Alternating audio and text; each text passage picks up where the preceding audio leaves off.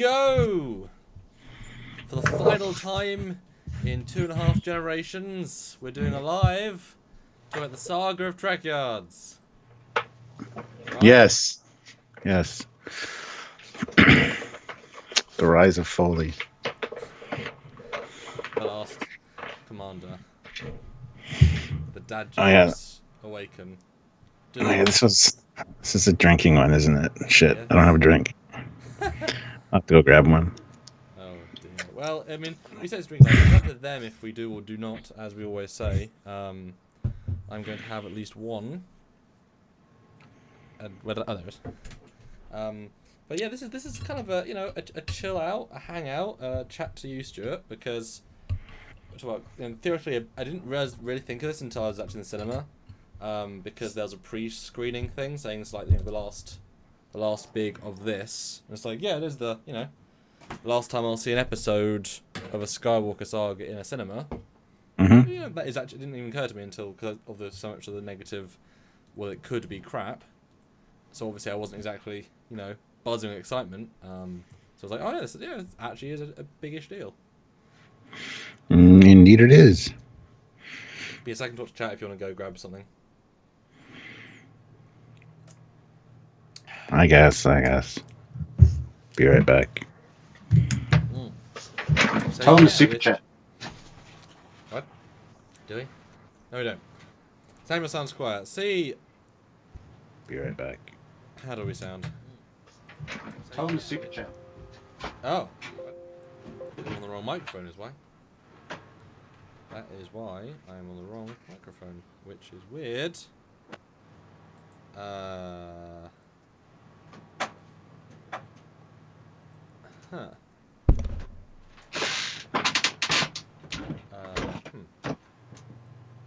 I? Oh, no. Timer sounds quiet. See?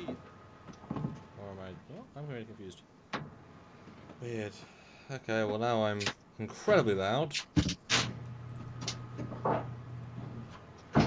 Oh, Bill Barkley, yay. I look forward to looking at that documentary myself. I think it's going to be fun. Let's have a look.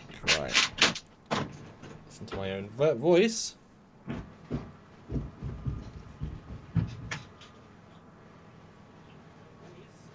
Oh, I sound fine volume-wise now.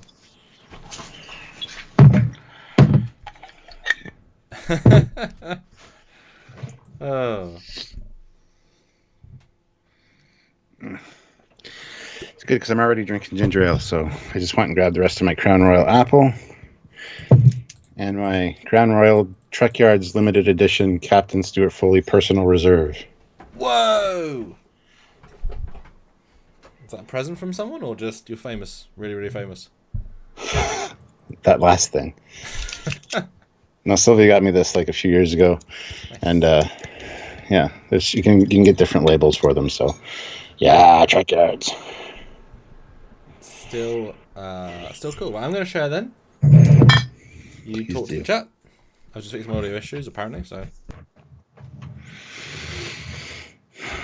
Hi guys. So the routine. Super chats, important. Help the channel, all that jazz. And I got a new haircut. All because you guys super chatted, and I could afford the money to go get a new haircut. And it's looking styling and pimping. Yeah. But you can help us other ways too. You can do the PayPal thing and help us that way. Samuel might be in and out. His mom is not feeling the best. She's got a migraine, so he's kind of taking care of her. So just so you guys know ahead of time, don't worry. Hopefully everything is fine with that. So, I'll be here.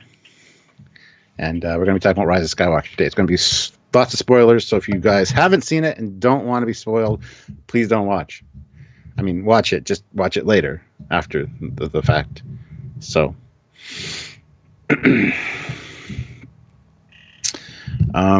but yeah. So super chat. Just the Teesprings, all the stuff in the description down below. You know the routine as per usual. So, yeah. So anyway, I don't know if he's back. He looks like he's typing still, but he's got his earbuds in, and so that throws me off because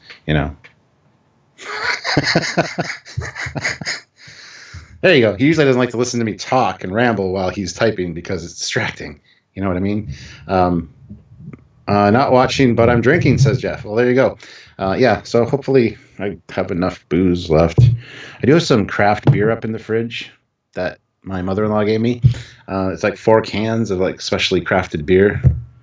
And they're all different. One's like got a Space Invaders theme and stuff like that. So, Captain Ron Phillips, man, I missed these live streams. This is awesome. Hello, Captain Ron Phillips. Welcome back. You've missed the live streams. We haven't seen your name in a while, so hopefully you're well and hopefully everything is good. Yeah, it's definitely a random time of the day on a random day. So, you know, sometimes helps to see random people, extra people. Yes. So I'm going to pour myself a drink right now. Yeah. So yeah, as Stuart said, I'm sure he did. Super chat if you want your thoughts on this movie. Obviously, it's only been out 1.5 days in England and in Canada, although a little bit longer in other parts of the world, but not really much. This is, and obviously, I did consider this while we're discussing this, Stuart, if we should do it now, because obviously the people want to know, but most people haven't seen it, inverted commas. But obviously, this is you know a very good first reaction because we both have seen it within 12 hours, so very fresh. I assume you haven't seen it twice. Yep. Or do you see it today as well? I've only seen it once. Okay, so normally you see it twice as well before you do these reviews. So it's very much like a first reaction, which is kind of cool. And, you know, this is the only day we could do it. So, Right. One day we're free. That's why we're doing it. But you can watch it on video on demand. I'm too random at the best of times, but good to enjoy another Trekyards live on a Friday evening. Well, see, we're seeing other names here. This is good. I love seeing new names in here. So thank you guys. Welcome. 41 of you, everybody. Make sure you hit the like button and make sure you're subscribed as well. Yes. You don't miss any lives if you do want to take part in them. So Absolutely. So then, Stuart, let's go on the talk. Although I want to preamble before I vaguely know what you said because obviously I saw your Facebook posts, but this movie comes on the heels of a divisive movie, The Last Jedi, which weirdly has a 50% love, 50% hate ratio. Very few medium. It's quite weird. Whereas The Force Awakens was genuinely liked, but in the okay sense, with some obviously love, some dislike, but it was more in the medium, sort of the 5, 6, 7 range. The Last Jedi was either like a 2 or a 9, whatever. And obviously we all, I think, had lower expectations because of this film. Because also, even if you love The Last Jedi, you knew that Ryan wasn't coming back, his story ideas were being changed a bit, like, all these things were going on, and lots of rumours of rechanges, and who the hell knows what to believe there. But I only watched I watched the trailers with you, that's the only time I saw the trailers, was with you. I didn't look at spoilers, I didn't try and see anything else, because I wanted to see everything fresh, I didn't see anything. Luckily, I went and stayed off the internet and Facebook all that day, and it felt quite weird just not look at Facebook the entire day. So I went in completely fresh, with only my own personal theories to possibly judge and expand the universe to have some baseline thoughts. That's just the preamble I want to say before we jump in. Do you have any preamble or just want to jump in? no, you covered everything that I would have said anyway. So let's just jump into it. So what did you think? And full spoilers! Spoilers! Stop watching if you haven't seen the movie. Unless it's like 10 years from now, you're just bored of it. So then you can stop. All right. I really enjoyed it. A lot better than I thought I would. The beginning was a little bit slow and sluggish for me. It didn't have that Star Wars punch at the beginning of it. However, about 30 minutes in or so, it really started to get the ball rolling. But I think this could have been done like Harry Potter style, where the last movie was split into two, a part 1 and a part 2, because it's like JJ was playing catch up. He needed to correct all the fuck ups of Rian Johnson within the space of 2.5 hours. So this was very punchy. It was very action. No time to stop and just take a breath and enjoy the environment or anything. It was very go, very densely packed. And as such, it's going to require a couple more viewings to really get all the nuances out of it. However, that being said, I really enjoyed it. Had a good sense of that was a great end to the story. Let's not say trilogy because it really wasn't a trilogy. It was a film, then a redo, then a redo. So yeah, it was a good end to the whole thing. A lot of people complained about the last minute and a half, and I'm like, no, that was good. I like that. There was just a lot of really cool things, and there was a lot of fan service. Absolutely, JJ threw a lot of stuff in there, but that was to hopefully appease some of the fans that were just a little disappointed by what Ruin Johnson did. That was just this Freudian slip. I was going to say Ryan, but so overall, yes, I had a good feeling about it. At the end, it satisfied me. And I know a lot of times when I see these, I'll love it the first time. Second time, I'll be a little more critical. Third time, I'll love it again, or either hit, So I'm going to have to see how that goes. But as of right now, I really enjoyed it, and I really thought it was definitely better than the last one. So, and even better than The Force Awakens, somewhat. So, yeah, that's my thoughts. Do you know my thoughts on it? No. What do you think my thoughts are? As you know, I sort of am a bit more in the filmic analytical side. So if you had to guess, because I can only ever not tell you one. So I was wondering. I was wondering, because I was thinking this last night. What's Daniel going to think about this? What do you think I'm going to say? Any thoughts of what I might think? I think you're going to say that it was... I don't know. I'm going to say that you enjoyed it, but at the same time, it was too much going on, and I don't know, lots of lens flares. Because there was a few. I don't know. Honestly, I don't know. Honestly, this one has me stumped as to your thoughts. So I'm excited to find out whether you liked it or hated it or just kind of was meh. Yes, Stuart. What's that face for? Do you want me to leave you in suspense no longer? Yeah, I'm having a drink. Okay. Oh, speak Jarzia. Hey. Throws in $5. Hey. There you go. I'll take a drink. I'll say that the Han Kylo scene was good, and I did love when all the reinforcements showed up. It was a big mess overall. If JJ did all three, it'd be better. Absolutely, I agree with that. But I do think this one should have been split up into a part 1 and part 2 to really kind of give us some time to breathe. I mean, it's funny, and I'll also jump into one. I think part 2, part 1 is very interesting. That you watch the first two and you're like, okay, it's doing it's killed most of its stuff. This one makes over half of the last film redundant. I would love to make an edit of the second film where it cuts out about 80%, and then you watch that in between this and the last film, because all you need is like all you need is a last time on, because you can watch this one and this one and the first one without the second one. Almost. It you know what I mean? It's such a nice gentle reset that you don't need that middle one, which is really kind of amazing actually. No, I liked this film. I liked it. Low expectations helps a ton, obviously. I had no media bias or whatever going into it at all. I was very trepidatious because I was going to be. I was... I kept thinking throughout the film, like 10 minutes in, 20, 30, 40, 50... Okay, this is good so far. When's that turn gonna happen? Where's that turn gonna happen? You know, I thought the intro was absolutely spectacular, really. You know, how do you start a film like this? And you know, how do you start a film like this? And let's start with resetting Kylo as being a badass, rather than being a pussy. Let's introduce Palpatine in the first 5 minutes. Bold move, but it's basically a reboot of the second one of the first one. Brilliant. And then it just gets us. Let's not hide him until 55 minutes in. Let's just go straight into the action, get people going. Loved the intro. I thought it was really great start. Even the opening crawl, the first words, the dead speak. It's like, wow, we're just going right into it. Yeah, because they didn't have time to wait. I did not expect this is a long that. film, but they've no bullshit time. But this, I mean, imagine if this had been thought through. If Palpatine was the payoff at the end of the third one, and the middle one would be about Leia training Rey, because she was still alive in the film, the second one, with the rebels being destroyed and then, you know, being lost on a planet, and then the third one is about, you know, yes, they could have been two, absolutely. I was pleasantly surprised how good, well, at least how much I enjoyed this, because that's my overall feeling from the end of it. It's like I enjoyed this a lot. I don't know if I would say it's a good film, but isn't a lot of time measurement of your own personal enjoyment. The fact that I walked away not thinking, damn, those plot holes is better than, you know, JJ's other Star Wars and Star Trek films. I mean, I came out of the last two having a plot holes list the size of whatever. This one I came out being like, yeah, there were plot holes. I mean, there was conveniences as all films, but I mean, you know, my dad, cause I watched it with my dad.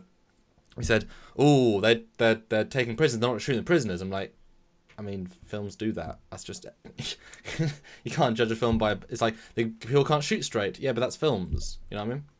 Yeah. Yeah, I was interested to get your dad's thoughts on it too, but He liked it too. yeah, He does said he? it might be his best in his top 3 Star Wars films of all time. Yeah. Sylvia also liked it. So did Sabrina, Mm-hmm. because we all went together. So, and my buddy Brad, who saw it in a separate theater, but like just after I did, also really enjoyed it. And then, so I thought, okay, fine, people like it, cool. And then I see a lot of online, well, this is absolute garbage, and it's like, what? Did you Yeah, that open your surprised me. eyes? That surprised me. Yeah, they're gonna they go in. They're gonna hate it. They're gonna rip it apart. I So the, I the, don't know. the, It pisses me off. the problem is you could argue I was a Last Jedi hater, but obviously I was more on the side of I just point out the problems with it. La la la. Some people are haters, but I mean, that was from my perspective the correct view of that film. And so obviously then you say, oh, same with Discovery, they're Discovery haters. Just because now on the opposite side, just say they're haters doesn't feel genuine, because there's this personal opinion here. There's expectations. There's like if there's the leaks, a lot of them were right. If people knew the leaks going in and didn't like them because of whatever reason, then obviously the film itself is what it was partially leaked to be. So whereas I was like, oh, Palpatine, as in Grand Order Palpatine. Oh, cool. Yeah, I mean, retcon city, but cool. Okay, sure, why not? Yeah. And then the thing that got me was there were some surprises because we heard, "Hey kid," and I'm like, Sylvia looks over at me, is that Han? And I'm like, I did not expect that for the life of me. And then to see actually Han, unless that was filmed. No, that was unless that was filmed for the other. No. Okay, Yeah, because I was surprised. I was very surprised at that. That not even a peep was heard about that. At least that I heard. I didn't read any of the Reddit leaks or anything beforehand, so I didn't know anything like that. But that was great. I mean, the Lando introduction. There was a lot of it was telegraphed. Like as soon as I saw what happened with the arrow, I'm like, it's Lando, And then how am I going to get off the planet? You're just going to use his X-wing because it was under the water in the last one. But I was like, Ryan was a fuck you of like, look, it's there, we'll show the audience. No, ignoring it. So I thought JJ said, if we go back to the island, we can do 2 birds with 1 stone. Oh, nice. Yeah. That made there was a couple of things that felt like it was laid carefully. Yeah. Somehow they weren't, but they managed to make. I mean, seriously, JJ, for what he's worth, turned a bad situation with a lot of destroyed plot lines into a genuinely decent movie. Yeah. Yeah, but there's just a few things that literally like 10, 15 seconds before the reveal, I'm like, yep, that's exactly what's happening. I even said to Sylvia, it's the X-Wing. She's like, what? A lot of the moments are super predictable if you understand the universe. Yeah. But only like the Leia's saber. As soon as she like pulled off the thing, I was like, oh, that's Leia's saber. I had a feeling, and it was. I was like, yes. But it was satisfying. I guessed 5 seconds early. Some things I was actually right about that you might remember from our previous thing. I said there'd be a young Luke, Leia, Han scene. I was half right. There was a young Luke and Leia scene, and there was Han. So I was right, but in a different way. I was really expecting that scene though, because that scene was abrupt as hell. It's like, look, there's young Luke and Leia. Yay! I thought Han would come out of the trees and say, "Hey, Leia, are you pregnant Let's go make yet?" a baby. Yeah, the same joke. There you go. And then you get all 3. I thought that was going to be the obvious moment. I wonder if that was deleted because that felt so. Here's the scene. Okay. See, that's the thing. I have a feeling there's a lot of deleted scenes in this one that we're going to get on the Blu-ray, because otherwise the runtime would have been way too much. So they would have had to chop some stuff out. I could have done another 20 minutes, honestly. I could too. I was not bored. And we said that when we talked about this movie ahead of time. We're like, we don't have a problem if this is 3 hours long because they have a lot to tie up. Yeah. I would have been fine with that.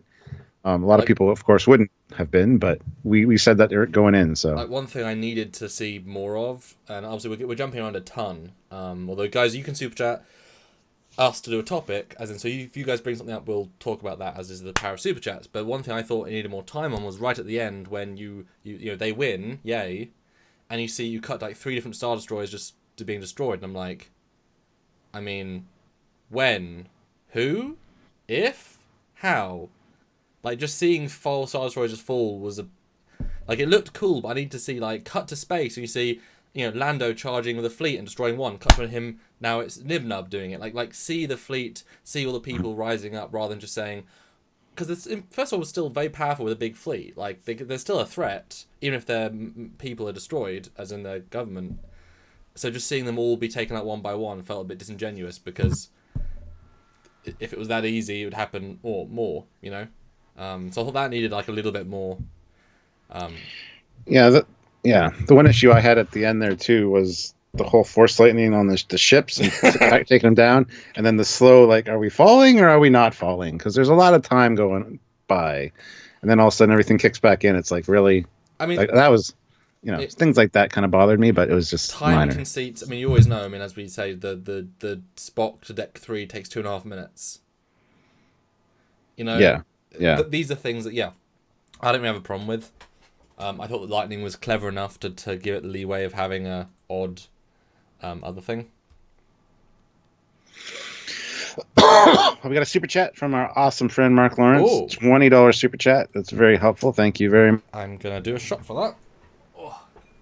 Both of you take a drink. Yeah, both of you take a drink, and Cat, that thing is on its way. Awesome. But a drink. Let's see. 10. Once again, vodka and orange. Simple. Oh, should probably shake that. But nice and refrigerated stuff. Thank you, Mark. And did you see Wedge? Yeah, for his 1 second cameo. Yeah. Yeah, I was like, who's that? And then afterwards, I talked to somebody, and they're like, did you see Wedge? And I'm like, oh, that's who that was. Okay, I recognized him, kind of. I thought it was Anthony Daniels for a second, doing like a cameo. No, but they had John Williams in it as a bartender, and they had another one of the older actors as one of the other fighter pilots. It wasn't Anthony Daniels. It was one of the other older guys that you don't often, or you can't really see because they're behind the scenes. But they filled it with more cameos. Well, I was quite disappointed in the big fleet scene, because I saw Ghost in right there from Rebels, and I was really expecting to focus on it as a hero ship, because that's the hero ship of a popular show, and to see the characters like Kira as live action at the end when I was hugging, just to see her walk by cameras. Like, oh, there she is! Ironically, they didn't do all they could have done in terms of cameos, but since you introduce a ship, it's like, give everyone the thing they want in the last hurrah, So a few little points of, like the same with the Luke, Leia, and Han scene. Mm-hmm. And I told you they could get Harrison Ford back if they paid him enough. I told you. And I said they wouldn't. I said that he wouldn't come back because he's an asshole about Star Wars. And I was so happy to see him, though, because I'm a huge fan of Harrison Ford and Han Solo. And he didn't phone it in. He actually didn't phone it in, which I was surprised about. Yeah. And he reminds me a lot of my dad. He even looks like my dad and talks like my dad. So it's like, It was nice to see him. Anyway, Obi-Wan is here. Hello, Mr. Is there Obi-Wan. any hope? He is, because he's put in $9.99, $10. Sorry, saw Rise of Skywalker last night and did not care for it. Too predictable. This makes me sad. Take a drink on, guys. On me, I guess. I mean, predictable is way. If you want to predict a film going in, then that's you choosing to, But Rise of, Last Jedi was unpredictable, and it killed everything, Like if we didn't know Palpatine was in it, that would be very unpredictable. Rey being a Palpatine is a flip of the coin. It could have been Kenobi, Palpatine, or it being Palpatine is one of three, but it's not predictable as much as they went a route, better than her being a nobody. I love that, because that explains her Force abilities, like, right off the hop. If you go back and look at everything that happened, it's like, okay, well, kind of makes sense now. It sort of does. It does. It's a retcon. I doubt. I mean, she wouldn't have been Palpatine from the first movie. Because they wouldn't link to that. Why would they? He was dead. But in my original version of that is that she was going to be a clone of Palpatine, and therefore she had his innate ability in her DNA, which explained why she was powerful. The fact that she was powerful without training, just because she's a Palpatine, I know Anakin was powerful without training, but he also had to have training to be good. So it's not quite the leap, like, just because. Yeah. If there was another Force, whatevering her, it gives her the Pardon the pun. Yeah, thank you. The raw strength. I need one little other tie there. If Palpatine said, "Yes, I coughed." No. I knew that a granddaughter I could mold and be more powerful, so I drugged her soup every morning. With metachlorian juice. Yeah. Okay. What did you really enjoy? What things, like, even little moments of, like, oh, I liked that. Before we get into that, we have another super chat from Eugene. 1,000 rubles. Thank you very much. I knew the plot months in advance, so I wasn't Oh. surprised. The script was BS. I wasn't expecting the rest, editing, dialogue, CGI, Oh. would be BS as well. The worst from The Force Awakens and The Last Jedi combined. Oh my God, really? Wow. See, That's shocking. this is really, yeah, me too. This is really decisive for people, unfortunately. I mean, yeah, that's sad you knew the plot, but that was your sort of your fault for reading. Yeah. I thought the CGI was. I thought some of the visual CGI was great. I liked some of the jokey the dialogue, and it's certainly much better than Last Jedi in my opinion. I don't know how you could argue that was better anyway. The one thing, the summary I thought when I walked out the cinema was this film was made for Star Wars fans. Finally.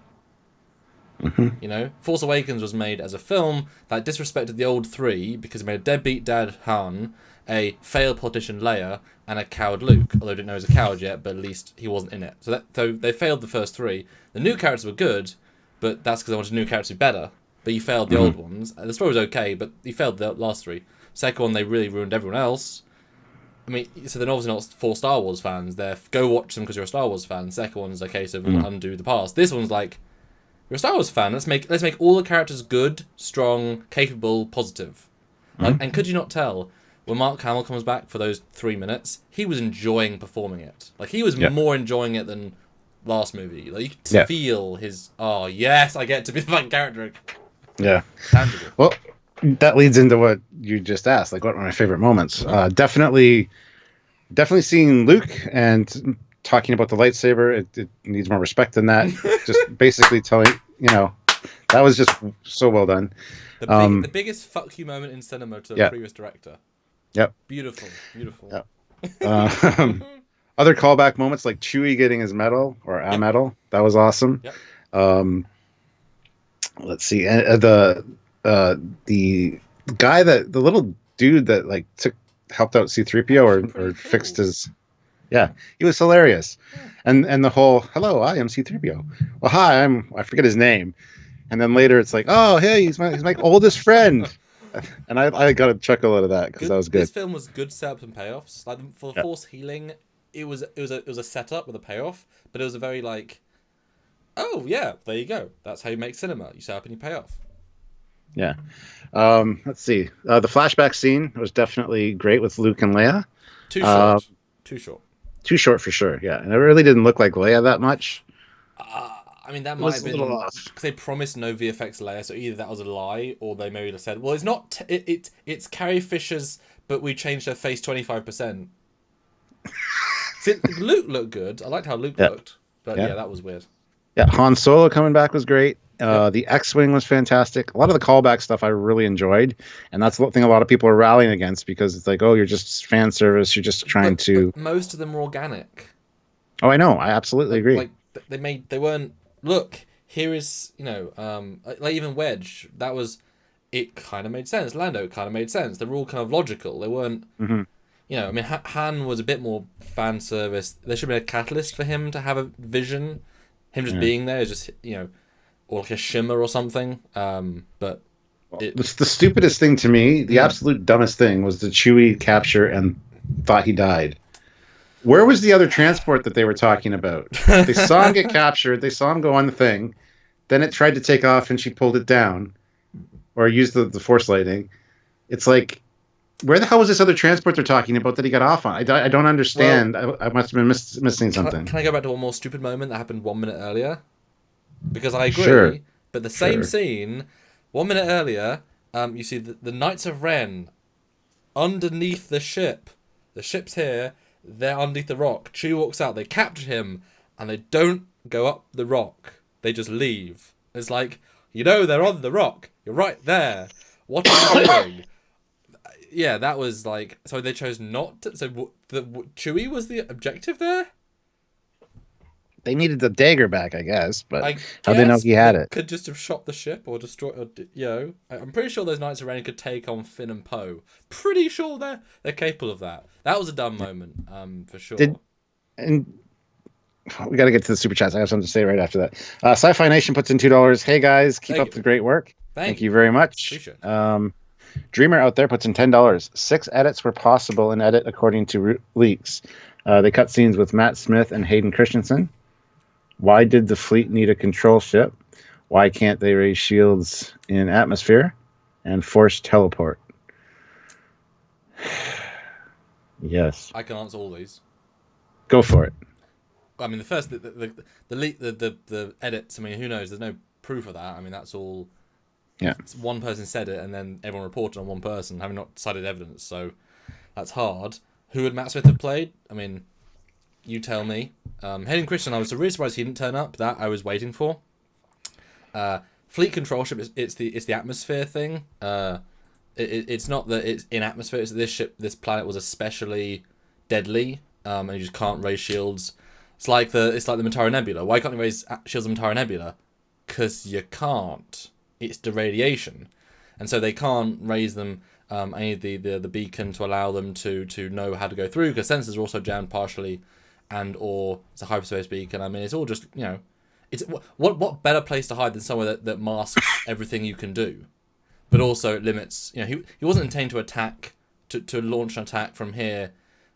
In the sense of let's shoot guns here. He was going to leave this place. When you saw what one Star Destroyer did, where it left the place it was weak on, it did chaos.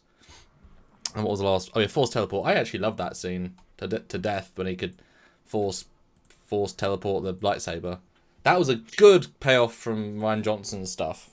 Yeah, I did like the kind of battle back and forth between him and her when she was in his quarters. Yep. Brilliant. If it was his quarters, brilliant, and he doesn't realize where she is until he sees the Vader helmet. I mean, what an artistic scene! I've never seen a lightsaber fight in two rooms where they're not actually fighting, but really that's really clever. That's really nice, interesting dynamic. Yeah. Hard to film because they could use all the actors in different locations and do one parry. That's it.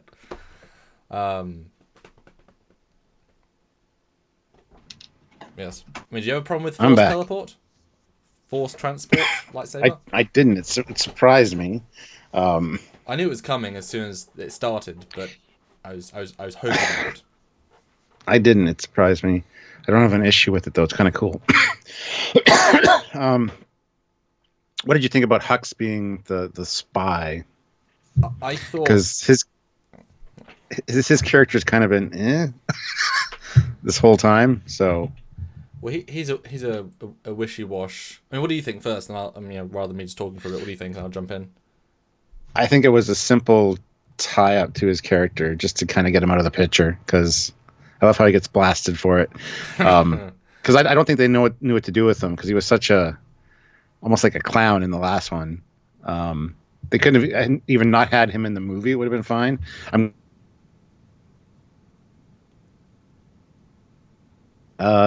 Hold on, Stuart. You went away there. What? I just said I'm glad Phasma didn't come back. I was surprised. I thought she would, and I was going to groan. I was kind of... At the end, I was like, oh, she wasn't there. Great. Sorry, yeah. Gwendolyn. And Paul says, if some of the choices in this film were done in a Trek film, these guys would be seething. Well, Paul, what decisions do you think would be seething about? Because Trek follows very specific rules. Star Wars doesn't. Star Wars is the FTL travel is the speed of plot. The Force is whatever they need it to do. Trek has very distinct rules, guidelines, and whatever. I mean, give us what you think would be seething about. My judgment does not change depending on which franchise. I liked Terminator the last one, but I knew I could see its flaws, but I still enjoyed it. So I'm still going to complain about its flaws, but I still enjoyed it. So I'm not, biased or not biased here. Yeah. Jarzia throws in $5 though. Thank you. If Palpatine hadn't telegraphed his plans to the galaxy before launching his fleet, nobody would be able to stop him. Typical JJ writing. Sure. I mean, you also had to know about the diamonds, and only 2 people did. Wayfinders, I like those. I thought it was a Jedi or a holocron at first. I mean, they are kind of. It's still holocron tech, but I mean, Kylo spent how many weeks finding one of the 2, and obviously he's the best Sith user in the galaxy apart from Palpatine, and Rey had to go to the second. It wasn't exactly easy for them to get these things, so I mean, he was unable to be found unless that. But the 2 most powerful people in the galaxy found them. Who'd have thought it? You know what I mean? Yeah. So I mean, stayed hidden for 25 years because it was a good place to hide.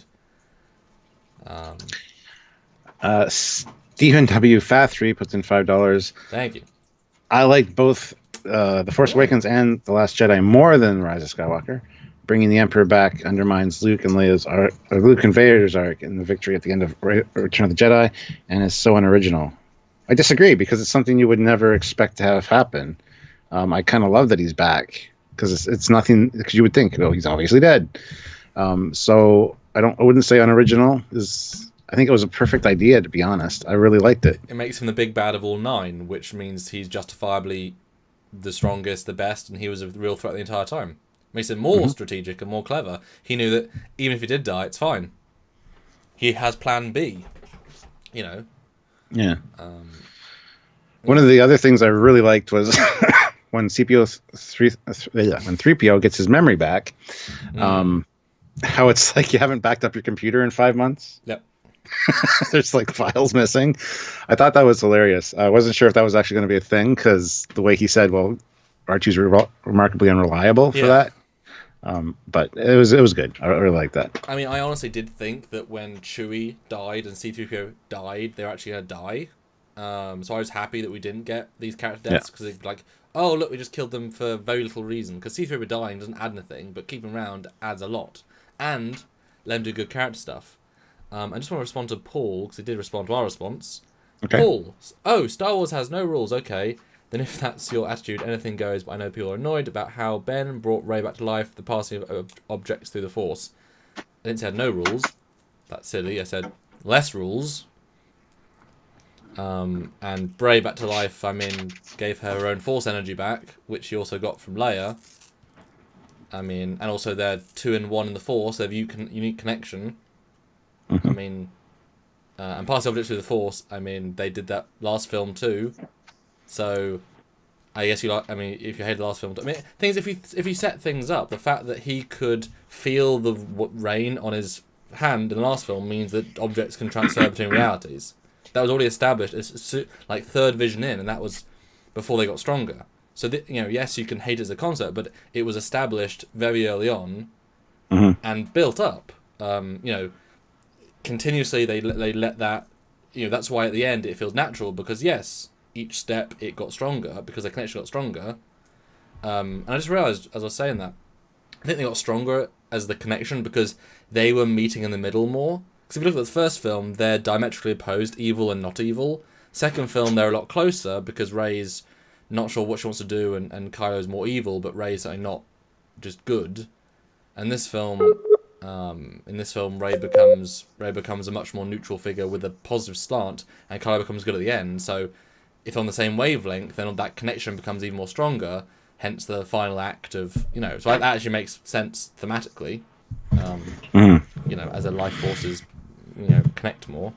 And taking the Skywalker name by granddaughter Palpatine, yes, that I thought was a weird end, but that's a very tiny point of a very large film. So if that's your biggest complaint, that's very tiny. Well, I kind of like that because she obviously was going with Palpatine, and now she actually has a surname. I mean, I like that, and the fact that she buried Leia and Han's lightsaber and how she did it, and then you saw her janky one with the yellow blade. I mean, it looked cool, but that's a sign that she's now a Jedi because she's built her own lightsaber.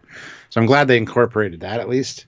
So, yeah, I mean, her taking the name is about symbology, because if a Jedi is a Skywalker, that gives hope to the galaxy, and they need more hope now because, yes, everyone got killed, all the baddies got killed, but so did all the goodies 2 years ago. So having a Skywalker who's a Jedi is going to deliver a lot of hope, and that's what So it makes sense thematically, even if it's a little bit disrespectful in a sense. I like to be a Skywalker. But again, there is thematic meaning to it as well. Yeah, I suppose. I didn't think it was disrespectful at all. But, yeah. I don't know what... trying to think back of anything that I could... There's a lot in that to really unpack, so I just got to think. Yeah, no, seriously. I thought the opening was a little slow for a Star Wars movie, with him going to the whatever it was called. I forget the name of the planet now. Homeworld. Yeah. I thought that was a little slow, and it did drag a lot for the first 20 minutes for me. I was like, oh god, if this is what we can expect, I'm not going to be happy. I did like seeing the Emperor right away, though, and we saw Snoke in a jar. I have to rewatch that again because they glaze over the Snoke thing. It's like, I made Snoke, but that could mean I molded him, I trained him. Yes, Or I was going to use his body as a vessel, and didn't work out so well. His voice as my voice. Yeah, they didn't explain what that meant, so I was like, because you see him in a tube, but that could mean several things as well. I don't know. So I don't know what they were trying to say with that exactly. Because was it the Emperor the entire time? Was he Snoke the entire time? Because he didn't say that. He should have said that. He didn't. I don't know. Well, because then Kylo says, I killed Snoke. I'm going to kill you too. I mean, it was a weird conversation. Yeah.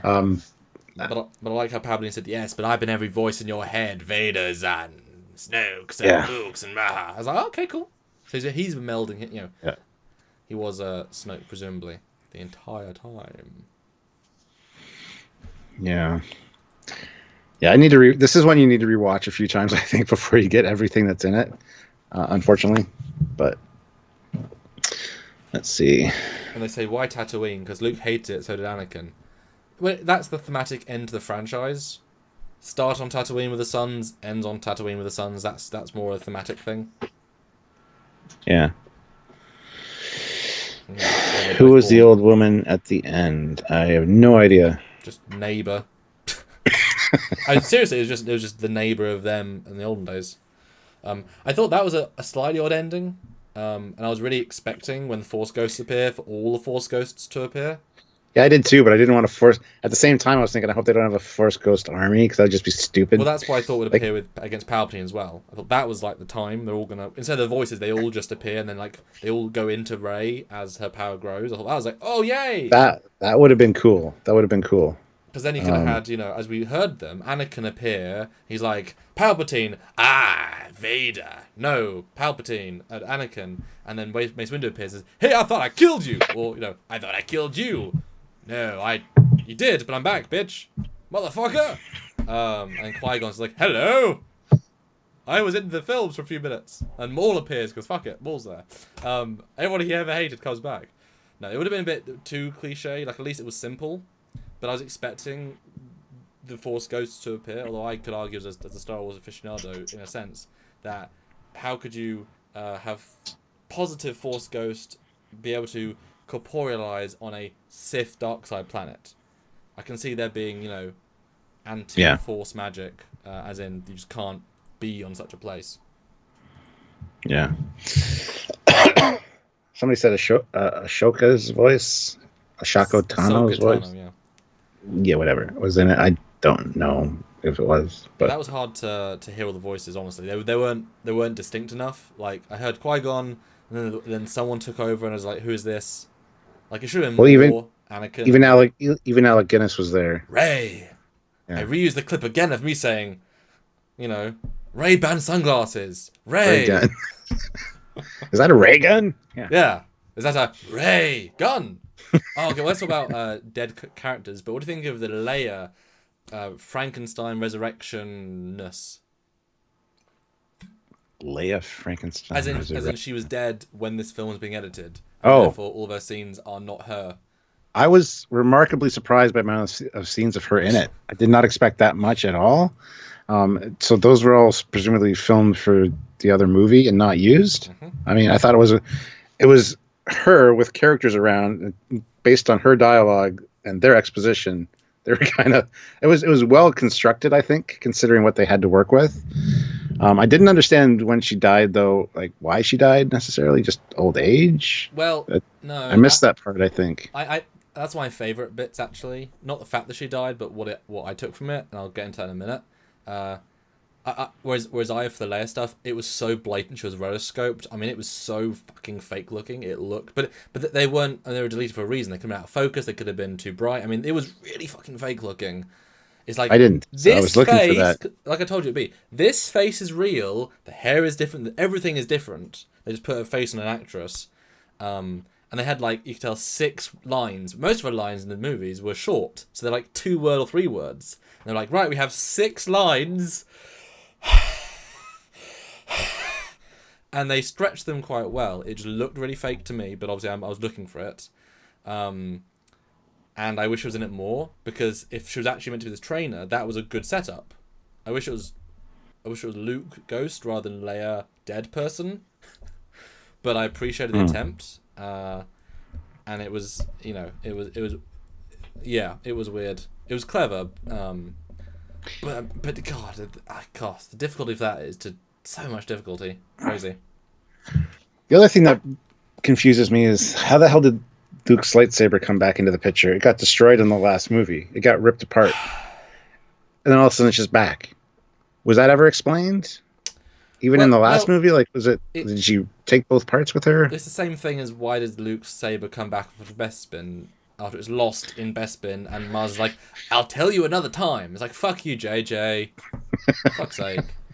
My assumption, I mean, to be fair, if you were Rey and you woke up, why wouldn't you take the two parts of your lightsaber? Why would you leave your one? I mean, how are you going to get a lightsaber? At least you could get pieces from that. So I assume you just took them with her, and then obviously it was broken, and they repaired it, because the retcon in this one was that Leia was a Jedi. She did learn, and she chose not to pursue the Force because she had a vision of the future where she knew she had to do this other thing. So she actually, again, continuous retcons. It was kind of amazing how many retcons there were. Like a lot of stuff was retconned, but they were surprisingly well, or at least what I liked. And about the Leia dying scene, I really liked that, because I didn't want Kylo to be redeemed.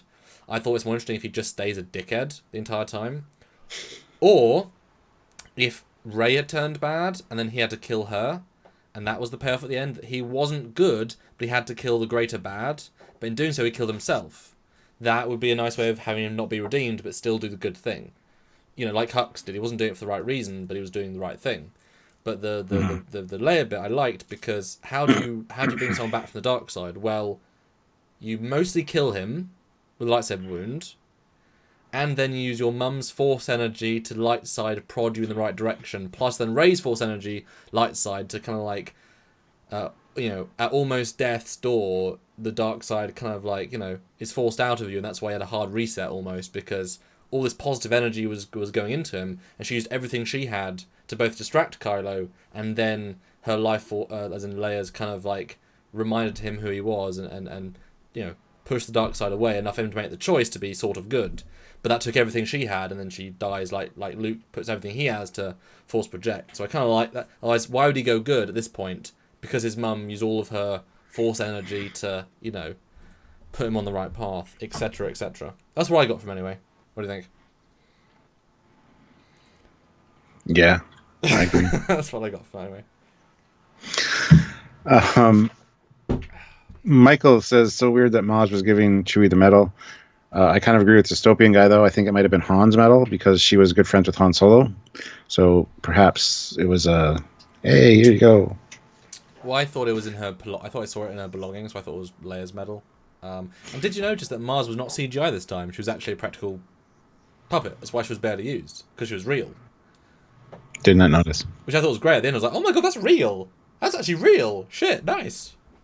Because were there any CGI aliens in this? I don't know if I saw any. Like, that snake was real. Like that snake scene was real. And I was like, that's real. Holy shit. Like, I think every single alien was real in this. Like, JJ is known for that. And the last one did that too. But I was like, this is really quite impressive, actually, if that's real. Yeah. Expensive, but, film was expensive. Jeff Jacobs puts in $2, 50 likes, finally, again at 100. Hashtag make Jeff pay. He's not watching this. Yeah. He's kind of tuning in, but not really, because he doesn't want spoilers. So thank you, Jeff, for doing a good job. And Dreamer out there puts in $2 as well. A new ring around Luke's lightsaber. It was repaired. Okay, cool. Yeah. Wasn't a clean repair, but it was, it worked enough.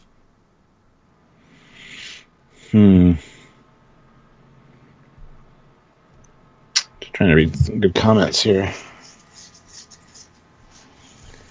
One thing I have to read up on because I didn't like is that why was the Death Star 2 remains on not Endor and not Forest Moon of Endor and some random place somewhere else, and they didn't even mention Endor. A moon of Endor. Well, I mean, they did say one of the Endor moons. Did they really? Yes, they did. So they flew to Endor and they didn't get an epic scene of Endor's space CG. Okay, because I completely missed. I was like, they didn't say Endor. What the fuck were they? Oh, they said a moon in the Endor system, I believe. Okay. But yeah, and then we saw Wicket, a grown-up Wicket, Yeah. with presumably his wife. I don't know, or his husband, sure. Yeah. or his husband, exactly. Yeah, we don't Or judge. just his bum chum, or life partner, or His stuffed teddy bear. David Bessick puts in $2. Thanks, Dave. So do we have a spoilers rule for comments or chats? No. It's whatever you want to talk about. We've spoiled the shit. This is the spoil situation. This is the spoil zone. Everything else is not spoil yet. There was a shot of multiple moons. Yeah, but I didn't think it was Endor. Because I didn't hear them say Endor, so I was like, oh, just going to another random planet. No, they did. I did catch that. Yeah. Okay, because I was really confused by that. Okay, because I thought they said the end of the war. I was like, that's Endor. And I would have thought they'd be more like, okay, so that's just the water moon of Endor. I guess, sure. There's the forest moon, the sand moon, the water moon, the big boob moon from Rick and Morty. Oh, good God. It was Wicket's kid, just looks just like him. Oh, okay. Sci-Fi Nation says Trekyards, there was actually a book that fills in the backstory of the movie. Life with Matthew did a vid of a few nights ago on it. That'd be cool. I mean, as we've said, if you need the book to explain the movie, you've let the movie down. The movie's let you down. But that said, I was satisfied with most of the things. Like, Palpatine's the most powerful being in the universe. If he can just do a thing, I'm kind of okay with that. Mm-hmm. That's why you say Section 31 designs a time suit. Like, yeah, but it is Section 31. You know what I mean? There are a few outs to things that are lazy, but okay, fine. So I'm looking forward to reading the book where it says, yes, Snoke was a puppet the entire time, and blah, blah, blah. Yeah. Although, seriously, this film didn't make Snoke like a total who the hell cares. Like, didn't it just ruin, Snoke pointless? Yep. Yeah. Again, maybe there's a cutout scene that, deleted scene that talks more about Snoke, but... I mean, I think you're right. I think the beginning was perfect. Like, not necessarily perfect, but I thought pace-wise was spot on. But I think if it had been any more scenes, then that would have been even worse for you. Because I know how Rian Johnson said, there's no point having Snoke give any explanation of who he is because they don't know. So if Palpatine just said, yes, I made Snoke 27 years ago when I was just a boy. It's like, I mean, there's a certain point where you don't need to know that, the characters. Thank God Ryan didn't give Snoke any fucking backstory. Because he didn't, he could be nobody and be just Palpatine. Yay! Helpful. Yeah. David Bessick, though, throws in $5. Thank you very much. Sorry I'm late. Visually, yes, it all looked great. We saw the movie in IMAX 4D. Got shaked around a lot. That said, boy, do I have issues with the plot. Oh, well, let us know. Actually, and 3D was kind of pointless for this one. There was one really great shot of a Star Destroyer that was really good in 3D, but other than that, it was kind of... Was it not even depth-filled? It was. It was just not... You didn't notice it after a while. It's one of those that just kind of didn't utilize 3D the way it should be, in my opinion. Marvin R, though, throws in €20, so thank you very much. Drinking have a drink. Have a drink. Did you notice each Disney movie had a controversial thing also shown off in one of the Disney series? Crossguard lightsaber, hyperfuel shortage, and rapid force healing. Yes. Well, I didn't notice all of them. Yeah, so. Well, that's why I assume they released that one when they did. I have no idea how it links. Well, yeah.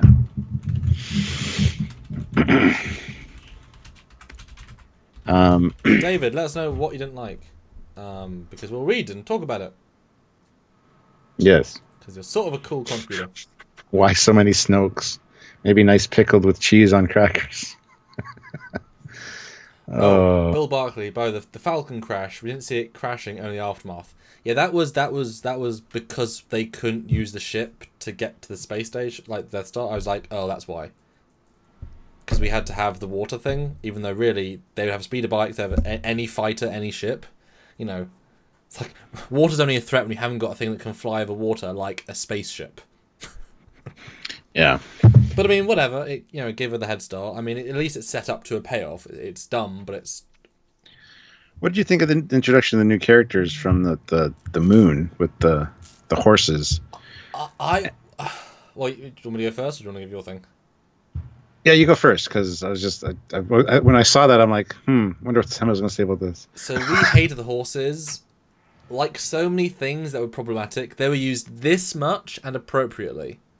And they mentioned why they were good. Yes. Because just jam the speeder bikes. They're not using speeder bikes. What? Brilliant. Yeah. And it was literally one shot, and you pretty much didn't see him again after a long shot. Like good, fine, great. Like I was actually kind of impressed at the restraint. Like with Rose Tico, she's used just this much and this, just like little bits, but actually it does. Interesting.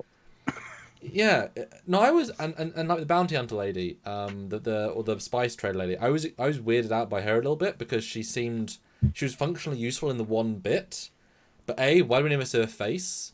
Why was that? I guess a thing. Why?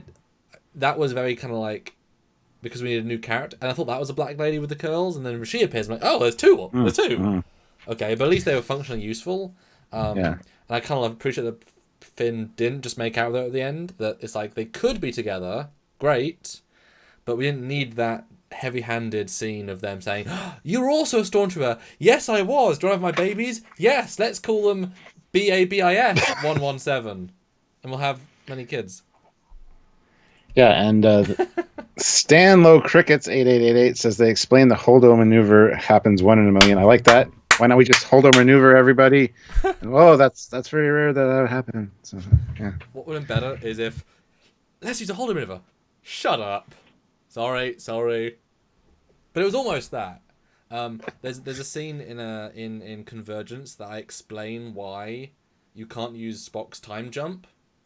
Because once you can time jump once perfectly, that technology's out there. So I appreciate that. There was a lot of gentle fuck yous to Ryan Johnson I definitely liked.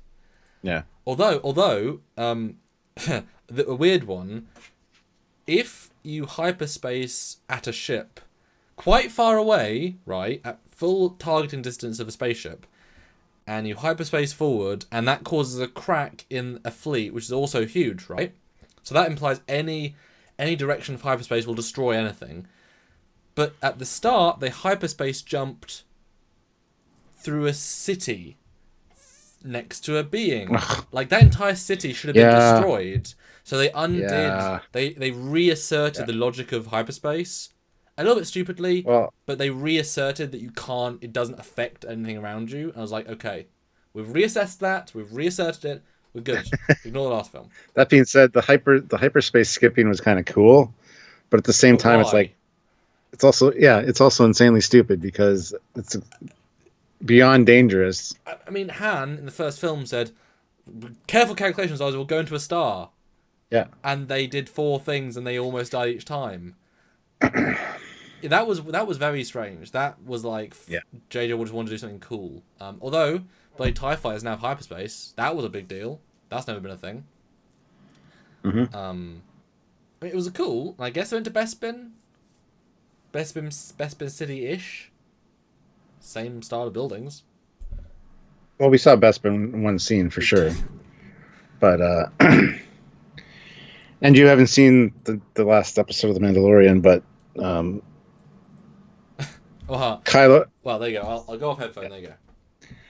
Kylo's TIE fighter lands the way that TIE fighters have always landed in games and stuff, where it's actually on the wings.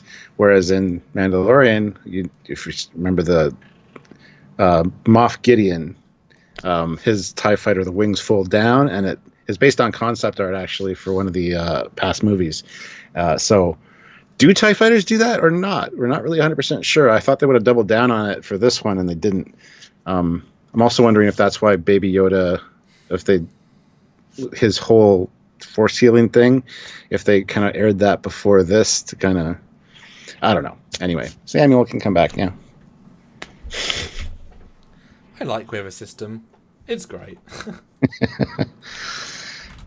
There's just 2 things in The Mandalorian that you need to watch it because it'll be like, oh, okay. Well, good. Yeah. or good? Oh yeah, Dark Ray was good. We called that how it was like a vision. Yep. But very, very cool. Very sparing. Again, Yeah. a ton of restraint in this film. Lots of very cool, tiny moments, but very restrained. And yet packed. Yeah, the amount of things I called as potential cool things was a lot, but I was happy with all of them because I only said them because they made sense. But you know how I do that for Discovery every episode, and it's always wrong because I do the non-smart decision. Yeah. And it's like, oh, they actually did the Star Wars my ideas. Great. But obviously, I have. You think like JJ? Yeah. Well, he must have what no. But obviously, I had the expanded universe to go from. A lot of the stuff is pulled from that, so he used the material.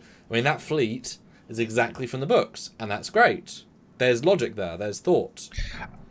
Yeah, I loved the addition of the cannon on the bottom of the Star Destroyers as planet killers. That was so much better than Star Killer Base, but whatever. I mean, come on, it's the same yet different, and it's a natural. If you're the guys who invented Doomsday machine weapons, you did one, it blew up. You do a second one because bigger. Why not? There was no real reason for Death Star 2. Whatever, sure, why not? Well, if you spend 30 years off the grid, if you can. Let's not build a big station. Let's have our shitty Mark 1 Star Destroyers. They're outdated. If you give them one, if you make the Death Star tech a single laser that works, then each ship is now a mobile destruction platform. And if we have 100, we can either destroy the entire galaxy, because if you send 10 Star Destroyers at a planet, they can't defend against 10 Star Destroyers, the beams. I mean, it's a much better strategy, and it's not just another big one Doomsday device. You know, it's a very simple, effective version of the same principle, but because it's the Emperor, it's logical. Starkiller was just, it's the same thing again, but bigger. Bigger and badder, yeah. And with a lack of logic of it being destroyed every shift thing in a star system, you can see it, and that shit. JJ didn't do many big jumps in logic, I thought. Unlike the first one, I think JJ. I think there's so many hands in the pot for this film that stopped him from a lot of his bad habits. They said, JJ, you're not doing that. JJ, come on. That being said, there was one or two scenes that had very blatant lens flares, but it was like a nod, I think, too. Eugene, though, throws in 1,000 rubles, so thank you again, Eugene. Loved two scenes. One, Chewie reaction to Leia's death. Fantastically done, 2, flashbacks to Luke Leia training. Sabers are sabers, not bats. Their visuals are good, while white core, bright color hue. In the rest of the movie, they were desaturated and bleak. Maybe better in IMAX.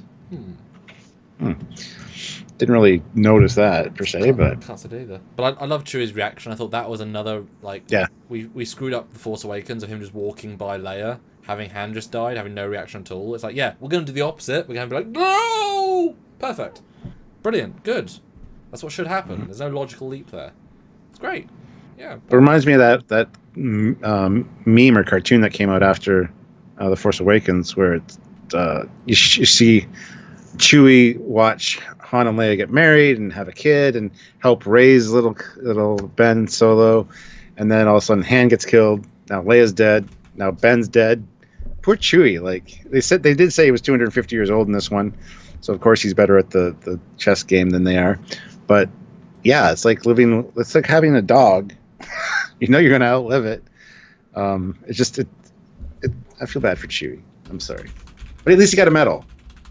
That makes it all better. Stuart, C-3PO and Chewie were actually characters in this one, Stuart. JJ remembered, they're not just decorations, they were characters once. Oh, great. Yeah. You fucking war. I mean, R2 got some stuff. Not quite enough, at least some. About as much as BB-8, but he was actually on the adventure. And I'll give him credit. The little shitty droid was, again, this much in the film and served a plot point, and didn't appear again. So it wasn't Dio or whatever. I wasn't as annoyed with that as I thought I'd be. And they actually included R2-D2 with Poe for the final battle instead of BB-8. BB-8 wasn't with Poe, so X-Wing. It was R2. And then that's the other thing that got me thinking. That's the other thing that got me thinking. She didn't have an astromech droid in that X-Wing. Yeah. So, I mean, that they're used for navigation primarily. Yeah. So would she have been able to fly the X-Wing? I mean, probably, but still. I mean, you can fly it without. They help. Yeah, we talked about that in our X-Wing video. Go watch it, Fleet Yards. It's our first episode of Fleet Yards, I believe. Our first full episode. No. Yeah. Is it? Yeah, I think so. Was it? Was that it, or was it the NCS Protector? That was the second one. Anyway, X-Wing was the first, I believe, so go check it out. But thank She you, used the Jim. Force, of course. Dreamer out there, at Trekyards, if Palpy could survive, why did he let the Empire fall rather than going back to Coruscant and sending in the fleets and spanking them for blowing up his new Death Star? Because we don't know how he survived or how he got off. He could have been in very bad shape and not had the strength or the ability to do so, and he's just been biding his time. So Yeah, in the expanded universe, he latched on to part of the Death Star and was trapped inside of the energy of the Death Star while orbiting debris of Endor's moon for a while. And it only was picked up by scavengers years and years later. That's why there's a delay. And then he takes over somebody, goes to his outer rim, and they then were like, well, damn, is the Emperor dead? So it takes a little while to regain his whatever. But my assumption is that, he was confirmed killed, right? Coming back is a weird thing to do. You could be both stronger and weaker, but also I'm sure the instant aftermath of that, the Emperor's dead, the revolts, like we saw in this film, are going to be huge. You know? Like, he probably lost a lot of power in the first short amount of time. So I'm guessing that it probably took him a little while to be, alive enough to get back to where his base was, and if he lost half the galaxy in that time, he's like, well, I haven't got reinforced, I've got one planet here with a shipyard, I can't really do very much, and every day I'm losing people, what can I do? Send my tight advanced out there and say, hey guys, I'm still alive. Oh, no, okay, there's only 25 ships left. So no, he said, right, no, I'm basically dead. I can stay in this big harness. Great, cool, thanks for me. Instead, I'm gonna, mentally destroy my granddaughter. Cool, bring it, he started this, he's a guy of plans, isn't he? And his plan. That's what the Sith do. They bide their time behind the scenes. They've explained that through the course of all of the movies. So my assumption is that he had to at least, he wasn't alive enough to do anything for at least 5 years, and by that time enough damage had been done that he couldn't just do something. And then he spent 2 decades building a fleet that was, 10 times, 100 times the First Orders. That was the plan. That was the point. And then, to beat... I'm assuming he was controlling Snoke, so he was also able to create this menace as well. And he said he was talking to Kylo the whole time. Yep. The voice is in his head, so that takes a lot of exertion, I would assume, considering the distances that were involved. So I was very surprised, though, how they approached Palpatine at the start. Again, I have a very specific way of thinking about how he could come back to life. I love the fact he was stuck on a thing that obviously was quite technical and kept him alive, but the jump between him being vaporized, and then vaporized again when the whole thing blows up, to then being corporeal, I needed something else there. I was expecting him to be, energy inside of a body that isn't his, or when all the lightning, I assume that when you first see Palpatine, he's kind of like, he looks like he's in a corner, like awkwardly, like to me he's like, I'm hiding behind a piece of tech, not in a piece of tech. I was like, oh, I thought that too. He's visioning in Ren, and so he's like seeing. I honestly thought that at the start he was going to be taking over Palpatine instantly, and that's the oh shit, that's the twist. Palpatine's now Kylo, or Kylo's now Palpatine for most of the movie, and that was him visioning. So he was dead enough to be dead, but force enough to be visionable. But the fact that he was fully corporeal was quite odd. Like, there's a big jump there, but I want to know why.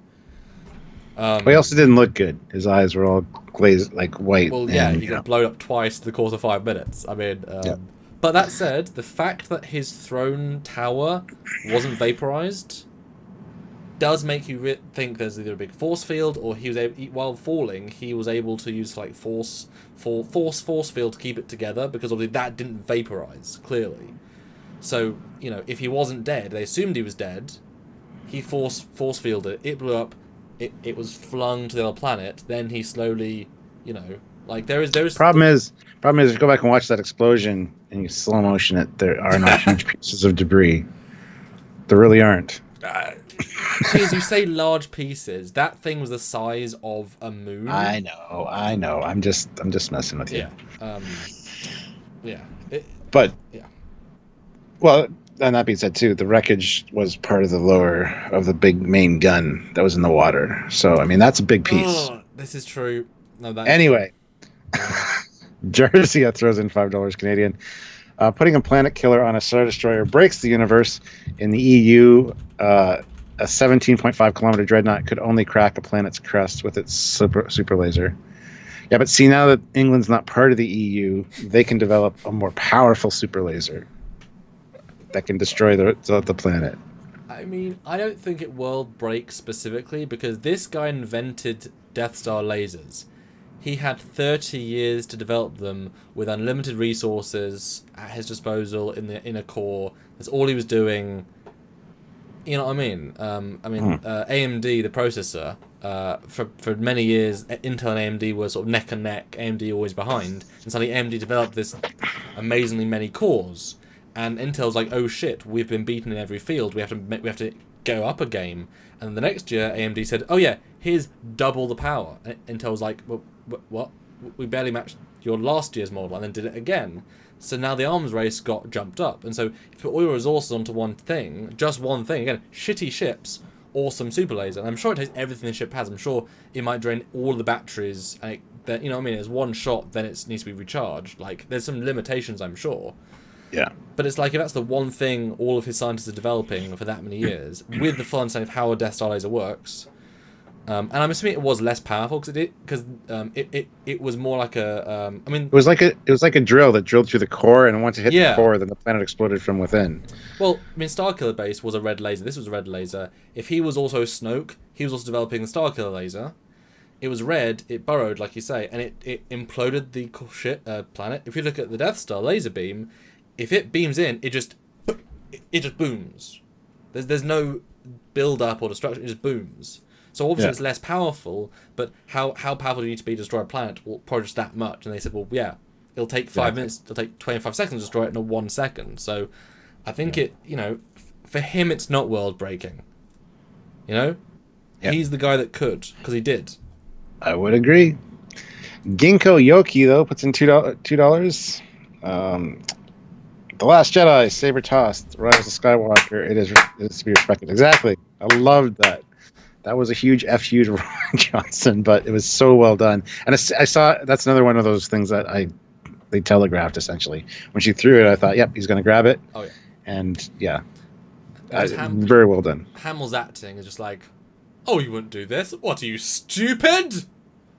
And then it cuts back to black and white of the last film, and you just cut to like Mark Hamill crying, and it cuts him, Force Ghost like, oh, you wouldn't do that.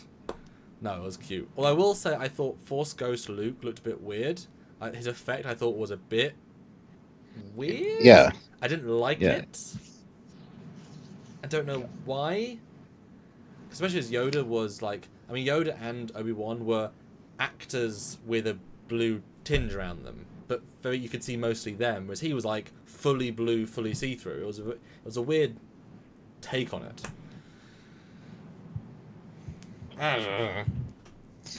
David Bessick, though, throws in $10. Hey, thank you. Okay. No way they had the resources or tech to build 3,000 Death Star ships. And how could they feed the Empire's 56 million followers on that world? It's so outrageous they could support a whole society there. I didn't get the sense there was a whole society on the planet. Well, there's the Sith Society, but I mean, they've been there for eons, so... Oh, I was the guys in the robes. They were the Sith, the actual Sith people. Yeah, I wasn't convinced they were actually there though, because it seemed like such a desolate room and area. I thought they were manifestations of like past Siths. Oh, like they're not really there. I mean, yeah. I mean, my interpretation is that that's just the people that live there. I mean, the Sith are a race of people that the Jedi found, got corrupted by / were already susceptible, and then they took the mantle of Sith. Sith is just the mantle they took. Do you want to respond to him more, or shall I respond to him? No, I mean, you can. I don't have anything else to say about it. I never got the sense that there was a society there. at all. It seemed very desolate and empty. And I got the sense the ship says skeleton crews. Yeah, I mean, me at too. most. So you're looking at... I mean, remember, those are Star Destroyers Mark 1. Those are the oldest possible Star Destroyers he could have built. The cheapest, simplest... You know, I'm sure they were, like, I'm sure the inside was just a stripped-down ship with a laser. I mean, they had no hangar. I'm sure it was just out of frame with laser attached. So it was how do you build that many lasers? Well, if you know, if that's the one thing you build, and if you build your oldest type of ship, it's quicker and easier. It's like if you can build 50 Mirandas in the time it takes to build, 10 Sovereigns. It's just old hat, But That's our motto for you. love it. But if he was controlling Snoke, and this is a thing that my dad pointed out, they very on the nail on the head say that the First Order have been stealing kids, and more recently, and have been for a long time. So what if they were stealing kids and then sending them to the Emperor, and that's his army? Like, some of them. That's how he gets his people, because they're the stolen kids. They've been doing that their entire time. That's one of the purposes the First Order has, is to be a cover for the new troop creation, the stealing of kids, brainwashing them, making them troops, who then are sent sneakily with... I mean, if Snoke is Palpatine, then he can trust a governor. He can send ships to his own planet. I mean, there's no logical leap there. And if he also is control of the First Order, and if they can build Starkiller Base, I'm sure the resources Starkiller Base, who built that, can also send resources to build the Star Destroyers. And over 30 years, Starkiller was built in like 10. So, he wasn't a third faction. He was in control of the First Order in some respect, Yeah. So if they were sending resources, then it's not unreasonable. And, droid builders, the same design, no innovation, just the simple one, and 25 years of constant building. And what if that was a base he already had, building Star Destroyers before he died? What if that was his emergency base that was building Star Destroyers every 6 months? It already had they were already building stuff, and then when he died, dead, resurrected, he came back, he said, now we're going to swap and make Death Star lasers. How long do you think that'll take to invent? 15 years. Okay. Build them until then. You know what I mean? Well, that ties in with David Bessig's next super chat of $5. Thank you, David. Sam, I get your tech progression concept, but even in canon, Star Wars tech doesn't work like that.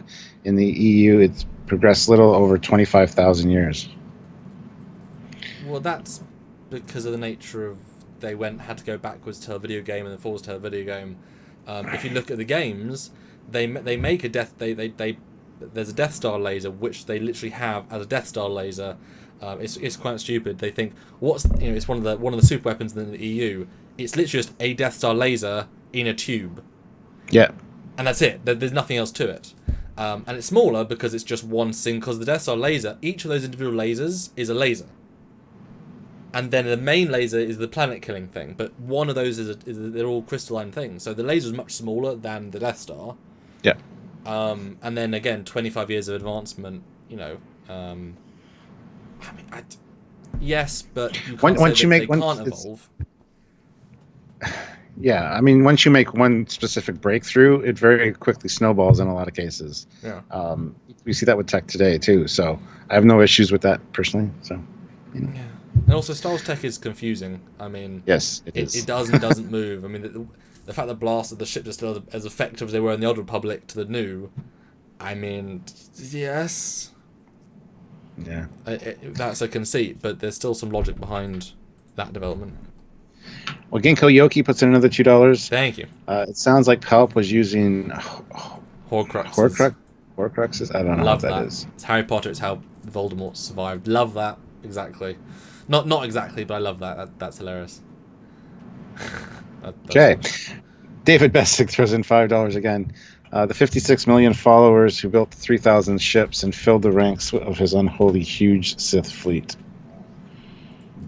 Was that mentioned specifically? No, he's making a joke of adding on to my it's fine, it's doable. He's just saying how many things. Well, like I say, skeleton fleet of say 100 people per ship. The one Death Star had more people than that entire fleet manning it. I mean, I think Death Star's like 2 million people, 3 million people. Mm. I mean, if you build droids to cover the rest of the functions, because I got the sense, I don't know about you, but these Star Destroyers, because you never see them actually fight anyone except the one planet scene. You see the big First Order Star Destroyer shooting stuff. But Yeah. I got the sense that they weren't actually armed with conventional guns in the same way that normal ones were. That they weren't, like, they sort of were shooting, but it wasn't like they're very effective. They were baseline weapons.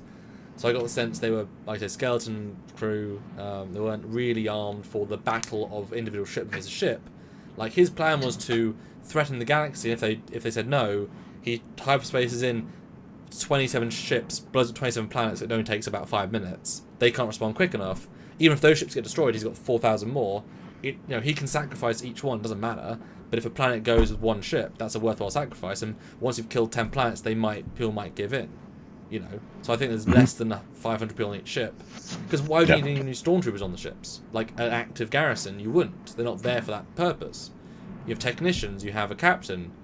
So I can see them needing less. It's 3,000 ships, 100 people, 300,000 people, 25 years of recruitment. It's not that many. Plus, if you're Totally, there, totally love that, man. The way you broke those numbers down, that's awesome. Like I say, I'm very picky, and I was fine with all this stuff. The stuff I never even thought about. So, Yeah. Ginkgo Yoki puts in $5. The Last Jedi, Luke sequesters himself. Rise of Skywalker. Rey tries it since Luke did it, and Luke says it was a mistake. Another F.U. Ryan Johnson. Yep. I was Absolutely. wrong, Rey. My last director was wrong, Rey. Don't do what my last director made me do, Rey. That's great. You should have had Yoda's voice there. Yes, wrong you were. I That was was it. true, but I was forced into it by the sequels. As in, I was made to go to hiding, even though I could have just fought back, because I did it 20 years ago. Oops. They should have had something in there about a plot with Palpatine kind of manipulating Luke to do that, to kind of Yes. break him down mentally without him knowing it, Ooh. to just kind of make him give up. Yeah. Because that would have at least that would have fixed the character's decision, in my opinion. That's great. Yeah. I mean, And it would have been super easy to do. It would have been super easy to do. I mean, it is tricky.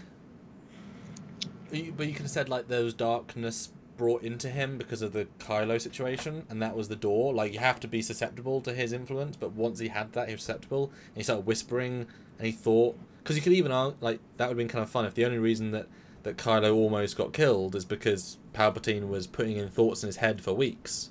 Totally buy that. I mean, it does make Palpatine so powerful that why couldn't do that in the first 3 films? What you know what I mean? Well, then you just say he wasn't powerful enough yet, but I mean, yeah, that would have been fun though. But then it would have made Luke even more pointless in the last film. At least it was his choice, and saying it was a mistake, you get that there's a real decision there. The redemption, yeah. Yeah. Although I was kind of surprised the look they gave Luke in this one. I was expecting him to be short hair, black beard, really good looking. But he had longer hair. He had a bigger beard. I was like, oh, so you're He was also fatter. I noticed that too. But I was expecting him to look like how we'd think he would look as Epic Luke, rather than... Yeah, I agree with that. That was a bit weird, I thought. Because I loved seeing him with the black beard in the last one. That was great. His best bit. Yep. David Bessig, another $5. Look, I love you guys, always will, but on these points we will have to agree to disagree. I was not a fan of how this movie worked. And that's fair. I mean, it's all subjective, the enjoyment factor. A lot of people hate this. A lot of people are kind of on the fence about it. I really enjoyed it. But then again, as I say, multiple viewings always kind of mold my thought process on it. They do. So we'll have to see what after like another 2 viewings, and I'll have a good feel for what I think of the movie. But I really enjoyed it. It worked. It was entertainment, and it made me feel good at the end of it. And that's exactly what I was looking for in this movie. So it was successful. Also respected the characters, which the other ones haven't done. That was quite nice. But I mean, you saw how easily I addressed his plot hole with very simple logic. I didn't reach at all, So I wouldn't call that a plot hole. It's just happened off screen, which is a lot of these 3 films. And that's a shame. But I mean, if this had been a planned trilogy, there would have been more build up in the last one. Yeah. Will Barkley says even Han had more facial hair. Well, that's because he came on set and they're like, can you shave because you don't look like you did? No, fuck you. Oh, yeah. That's exactly what he would have said. Yep. I'm here I got the check signed. I'm going to run to the bank in a second. Okay, How much do you need me for? 1.4 million a minute. So Yeah. you want me to waste 5 minutes shaving? Because that'll be 5.6 million. Oh no! Film it. Yeah. No, it's exactly right. He walked on set for one afternoon, did it, and fucked off. Like 100%. Yeah. It was good though. It was good. It was a good little scene. Yeah. I just see him saying no, fuck you too. What are they gonna say? Harrison, don't swear at us. Okay, I'm off. No, sorry, swear at us. Swear, it's fine. Like you know what I mean. If you've written him in, they're gonna suck his dick if he asks. You know. Yeah. Maybe JJ did, and that's how I got him back. There's the way. This is the way. He has spoken and swallowed. Ginkgo Yoki puts in $5. God damn it. A favorite point. Luke raises the X-Wing with the original Yoda theme. It came full circle, almost teared up. Saw ESB in theaters. Empire Strikes Back. Yeah, I noticed the Yoda theme as well. I thought that was fantastically done. So yes. That I thought was a bit too much fan servicey. I didn't. Because that was just the same scene again. It would have been nice, like if I don't know how you would have changed it, but just not the same scene again. Especially if he's a Force ghost. Why is he? You know what I mean? Like stop giving him powers. What did you want him to bring it up and go? We have it like zip around, get all the seaweed off of it. No, I would have wanted him to say, "Follow me." Walks her to the cliff, says, "Look down, take it, Rey. Now put your hand out and pull up. You can." It's too heavy. I can't. It's too big. I would have wanted her to do it. I would have wanted like a sense of like he was being the mentor rather than I'm dead and a ghost, but I can still do this. Like I don't like Force ghosts being able to do things. They shouldn't be able to do things. Yeah. DS Rider puts in £1.99. Thanks. Oh, that was a low blow. What are we talking about? Don't know. And you missed Zathras as well. Oh hey, Ray did something wrong. Would you look at that? I was beginning to think that was never going to happen. Sorry, Zeraxis. I didn't mean to miss you. I have your next one up ready to read. Sorry, my bad. Yeah. Which the next one then is? $5. Sam, I'll bet they fill a bunch of plot holes in expanded books and other content. It's just a shame they couldn't show instead of tell it. That's what I said. This one should have been like the last Harry Potter, where they break it up into part 1 and part 2, because he had so much retconning and fixing to do that it was breakneck speed, and you couldn't really enjoy anything because it's also the next thing. It's like, whoa. So there was a lot, and like I said, it was very densely packed as far as action and plot and characters and things go. So it's going to take a few viewings to digest it all. But yeah, break it up into parts 1 and 2 would have been better. The difference between these plot holes is that I get the distinct impression he actually had answers this time. They just couldn't put them all into the film. Like they planned out what happened to Palpatine. They once they had to. So there is an answer there. There are hints to things. Whereas in The Force Awakens, what happened to Leia and the Thing? Who the hell knows? And they retcon it in books. It's a plot hole that they answer, but you could tell he didn't know when they were writing it.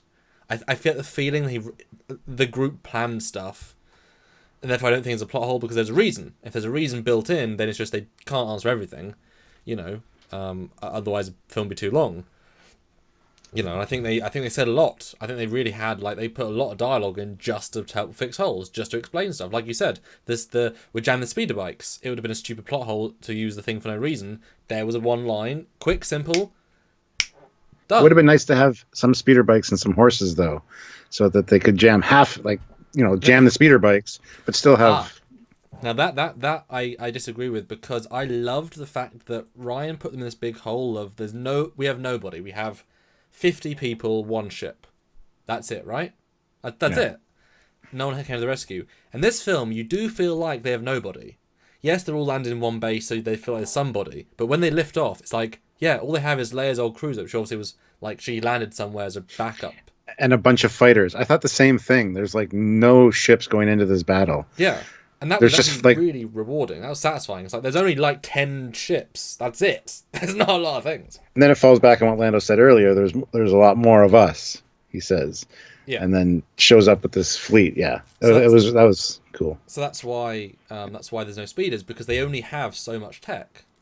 And that's why meeting those other people was really useful. They had a ship, they had horses, they actually got them out of a bind. That they didn't just rebuild the assets, which I really appreciated, because I was going to be like, oh yeah. And this was a year after. So a year later, they'd only managed to scrounge up 5 ships, 5 X-Wings, 3 B-Wings.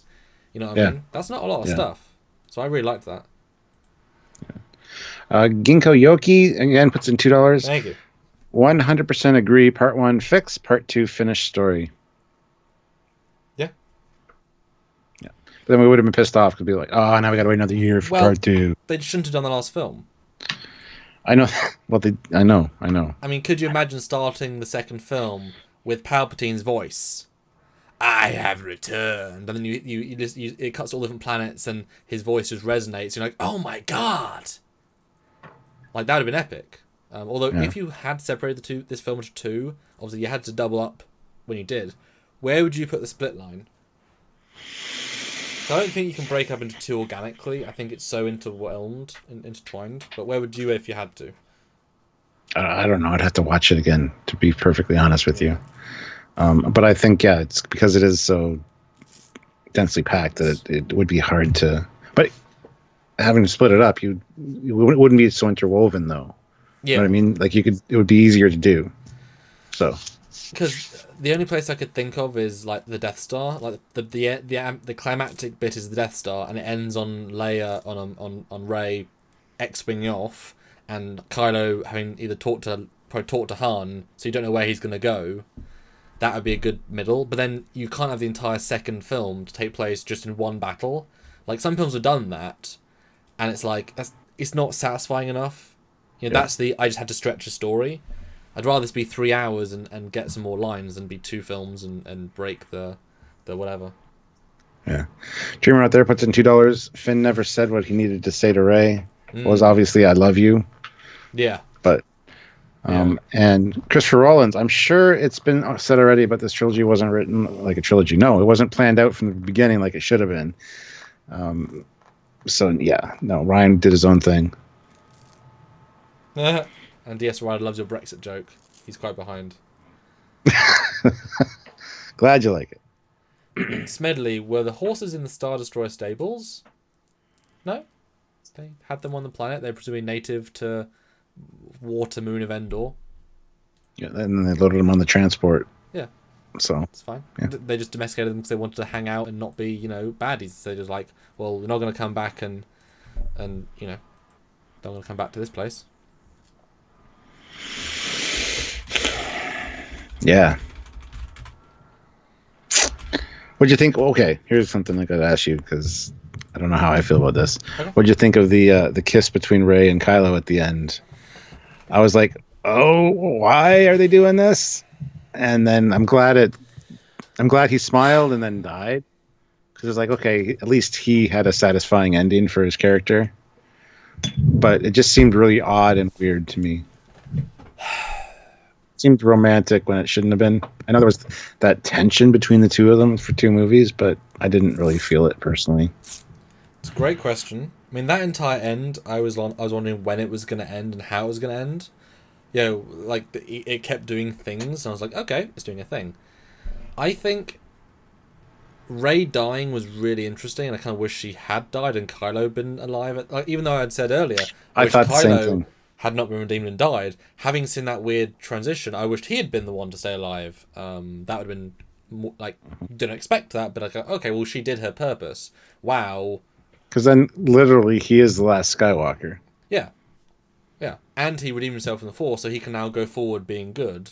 I'm sure everyone's going to hate him, which is fair. But then you could do episode, Daisy said you won't come back again for another one. John Boyega said he'll only come back if Daisy comes back. But, episode 10 starts with Kylo Ren like, I'm actually a good guy now. Sorry. Can I be good? Cool. Don't hurt me. The whole first film was him being pissed off at him. I thought because of the tension in the last film that it worked. Because he knew he was dying, it was like a final wish, a final moment. Because he died, it was okay to me. Which I was surprised he died. I thought they were going to really cop out and then both be alive. I thought that was... But the fact that he gave her just her Force energy back that got him back alive was at least, again, set up to a payoff. Mm-hmm. I was expecting him to be a Force ghost as well at the end.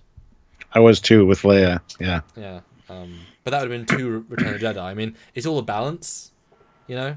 And also, again, technically speaking, a Force Ghost isn't just a thing you can do. You have to be trained to do it. You know, Yeah. Qui-Gon learned it. He discovered it. He taught Yoda. Yoda taught Obi-Wan. Obi-Wan taught Luke, we guess, or Yoda taught Luke. But why would Leia have been taught? You know what I mean?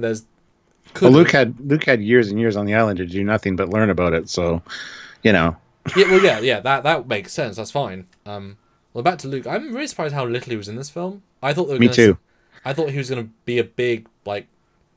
Yes, he's back because we fucked him. Mm-hmm. He wasn't. Me too. I was really surprised. Yep.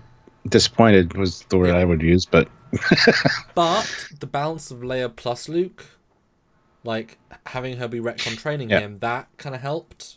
Yeah, and the fact that she was actually trained, so explains what happened to her in the last one, where she brought herself back to after being blown out of the ship. So retconning. Yeah. I gotta pee. Back in it. So guys, make me drink more. Oh, well, speaking of, there we go. Yeah, Ginkgo Yoki puts in $20. Hashtag Stuart Drink. Hashtag Sam Drink. $10 features you. Thank you very much. Oh goodness. So.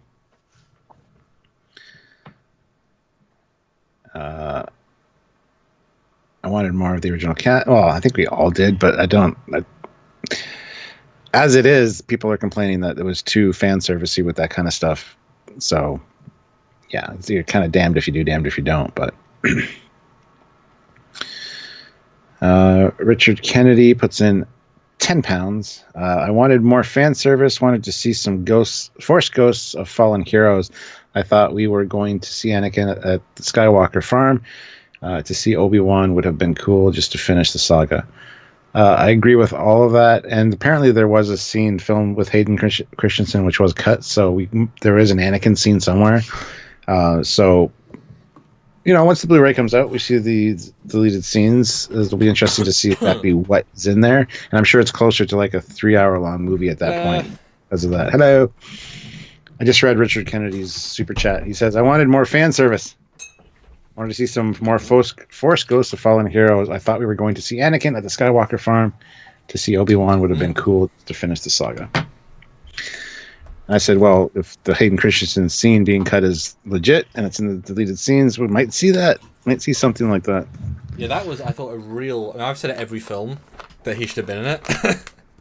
Yeah. I was convinced he was going to appear because it was set up beautifully when Kylo very early on puts his hand on the Darth Vader mask. I thought he was like he learned how to summon the spirit of Vader in the last year because he's now the Supreme Commander. So as soon as he does that, Anakin's voice is going to come up behind him saying, "Hello, grandson," and say, "I've conflicted Vader. Don't call me Vader. You know, I don't like. You know, I mean that. I just been that scene to it would have had a nice mix of Anakin's voice in one ear and then like James Earl Jones in the other. Yeah. You know, kind of like a shifting Vader. No, just at the same time, yeah. So I thought was exactly what was going to happen. So I was really surprised that didn't happen because that was again the last chance. Because I was surprised how we didn't really get that much prequel love. Because it was reported they were going to use music from all different films, but there was a lot from the original, but very little prequel stuff. I was kind of like, oh, where's all the prequel ships at the end in the big fleet? Where's the Naboo starfighter? Where's the, like, they really didn't do that. I was quite surprised, honestly. Yeah, Chalky? David Bessick throws in $5. I think this movie is an overcorrection. The Last Jedi was way too much FU to the fans, and The Rise of Skywalker was way too much fan service. Both missed the middle ground.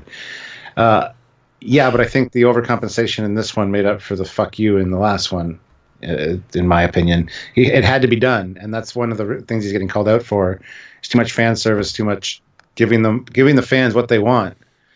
I mean, even Rian Johnson has officially said that, you know... He did, yeah. Yeah, they don't want... You don't give the fans what they want, you surprise them. Well, F you. So you really think at the end of Return of the Jedi it would have been better if Luke had died and Vader was the new Emperor? That's unexpected. No, at the end of Return of the Jedi, it was complete... I mean, wasn't Return of the Jedi completely predictable? If you break it down, apart from the Ewoks. Like, it was all very telegraphed, and I don't think people complain about that per se.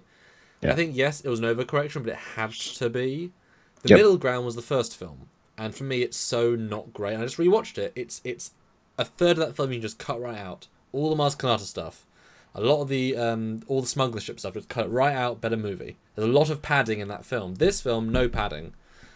It was very like go, and yes, it was predictable, sure, but I was just enjoying the ride, and I liked the things I was predicting because they were like, oh, that's as a Star Wars fan and a filmmaker, that would be thematically cool, like lightsaber transporting. That would be oh, he does great. We get a cool moment because of that, you know. King Koyoki, $2. Poe, light jump. Well, light hyperspace skipping. Han, that's not how hyperspace works. Yes. That was pushing it. Although that said, they do it, and it basically disables a Falcon to a massive degree. So at least there is a sense of Comes in on fire.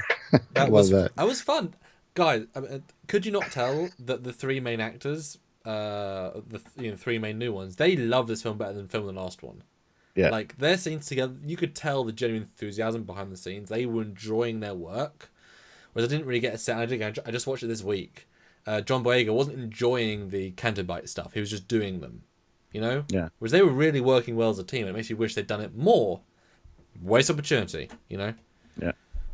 The thing that interests me, I was because I'd seen the Black Series figures. They have a C-3PO with Chewie's bandolier on, and I was in the bowcaster, and I was like, how's that going to come into this movie? And then after I figured once he got rebooted, he'd become a badass or something. John Wick droid. Yeah, exactly. But I mean, he really puts the bandoliers on him for like 5 seconds. Yeah, and it's like, oh well, great. It was stupid but funny. I mean, there's so many little setups in this film, like so many, but a lot of them was fun, you know. Yeah. Zeraxis, $5. Thank you. He's a leaf on the wind. Watch how he skips. Yeah, that was a bit, but I didn't like that they gave Poe the Euro Spice Runner because I just felt like, oh, they're making him Han Solo, even though he's not going to be in another one. Yeah, he was a surrogate Han Solo for sure. That was weird. I thought that was a bit unneeded. But again, what character do you have before that? At least they gave him one, but that was very like the same. So that was like, but they didn't overuse the lady. She was there. Texture. I felt that's a deleted scene stuff. Like those two, they had more scenes. They had more stuff. They were like, we don't need as much. We'll just cut some stuff out because that was kind of underdone. Yeah. It was there. It added something, but why? Yeah. I have a question though. Yes. Well, a positive thing. I want to know. Hopefully, I have an answer. Hopefully, or at least your comment on it. One of my favorite things about this film is that whenever the fact that Kylo Ren and Rey weren't actually fighting at any point. They never had a duel to actually hurt each other actively, because in the last two films she always wins. Reasonably effortless. And again, I just watched them this week, so I've just relived it. There's no real challenge at any point. So to have her fight him, we were all thinking, how is there any threat here? But for me, the way they played it, the way I took it, is that he's always he's dealing with her, but there's always a secondary objective in every lightsaber fight. There's always, I need to talk to you, or I need to get through to you, or I need to make you tired. There's always a secondary reason. It's never actually a fight to the death. And I really loved that because it deepened those fights so drastically rather than just, I hate you, stab, stab, trying to kill you. Like, that was never the reason, because she would always win. What do you think? How they approach that? Interesting. I'd never considered that. But as you were saying that, I was thinking about the same could be said with Darth Vader's fights with Luke. Yeah. Oh, yeah. He was basically just testing how much he's learned. No, I love that. Because he could own Luke in a second. He should be able to. But yeah, he was always commenting on you've been trained well or whatever. So it's the same kind of thing. So I like that. Yeah, and so not only do they use Force Skype, but they also I don't know what you would call that. Force flirting. It's lightsaber flirting. Yes, that's it right there. I was going to say something else, but I can't remember what it was. But now I've said that, do you appreciate? Like, do you see what I'm going for there? Yeah. Yeah. It was a very good point. I think it was her overreaction to it and his insecurity that kind of caused the problems there. I don't know. I just like the fact that that's another retcon, you know, of that discrepancy, because they had actually quite a lot of fights. When you think about it, that's another we're gonna have to overdo the fights between them because we didn't do them properly in the last couple of films. Yes, that's what I was going to talk about. The fact that Finn is force sensitive. Yes, liked it. Yeah. So she'll have somebody that maybe she can train. Like this could not be the last. You know what I mean? Because there was a few instances. Not only could he use the lightsaber in the first one, things like that, but he also. What happened in this one? He could sense when when Rey died. Yes. There was something else too, but it's clear he's clearly force sensitive. Yes. So I kind of like that aspect of it that they included that.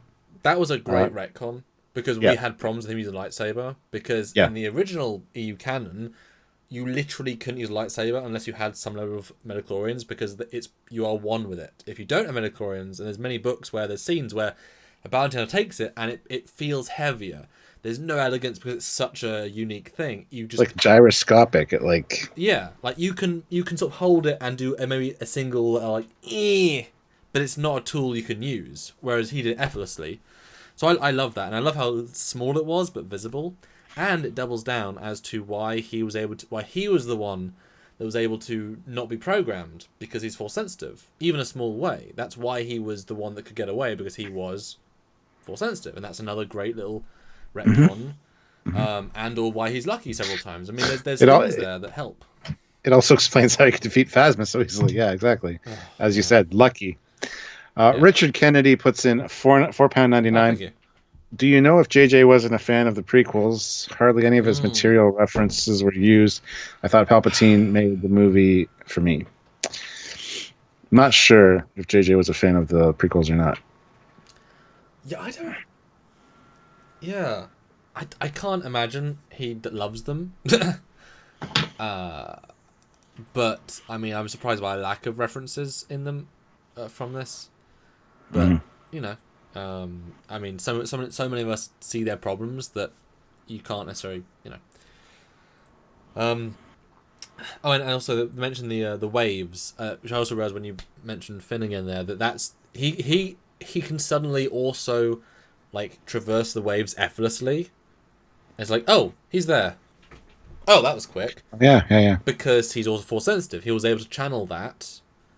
That's why. Another nice little reason for a reason. You know. It doesn't make him too powerful theoretically, but that is the way. That is the way. And I also liked, again, I just watched the last two films, and the last film, you really appreciate how shitty Holdo is, like from the offset. She's a terrible, terrible character. She bitches at Poe for no reason.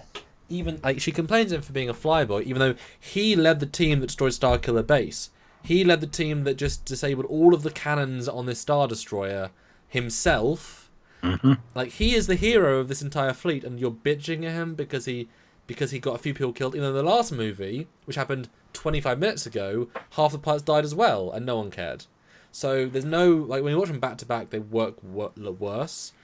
But in this film, he's played as a strong, heroic, quality officer that can do competent, but also is weak at the end, where the odds feel weak, but it's justifiable. He's not Han Solo. He's not this great leader, but he's a great team operator. Everyone's good in this film. Everyone's capable, and that so is important because there are heroes, you know? Even though they can fail, they are good at what they do. That's so important. Whereas you look at even the last one, like Rey and like Finn and Rose fail. Poe is made look a fool. Rey fails. Well, no, she doesn't fail, but she doesn't do anything in the entire thing. Yeah. You know, so everyone fails. In this one, everyone succeeds. Well, Bill Barkley says, by the way, there's probably Easter eggs in this that we probably all missed. Absolutely, there are. Yeah. I'm looking forward to Mr. Sunday Movie's Easter egg reveal. He's pretty good at that. I've actively refused to buy the last two films on Blu-ray. And, just for the record, I also refuse to buy the J.J. Abrams 2 films, the Star Trek and beyond. Just I don't want to give J.J. Abrams my money. I know it's a weird hill to die on, but I don't want to give that guy money. When it's on sale, and when it goes lower and lower money, that's fine. But this one, I'll actually buy on Blu-ray. I'll actually support this film in its box office. Great. I want to watch behind the scenes. I actually want to see the working on this, because, again, this film feels like it was made for fans. And guess who actually pays the bills? The fans. Well, next spring they're releasing a box set of all the movies. I forget how many discs are in it, but it's all the movies and all the special features and stuff. It's going to be a huge box set. Wouldn't that be great if they go in and a non-director's edition of The Last Jedi? Like it's not the director. He didn't do it, and they retcon it. Because I mean, I said that for Discovery. They should just remove the D7 line from season 1 Blu-ray. It's like just remove it. Just stop it. You know? So they wouldn't be great if they just retcon a few visuals and spend 10 million just to change the movie. That would be awesome. Yeah. The Last Jedi is about failure, though. Yep, and it was a miserable film to watch.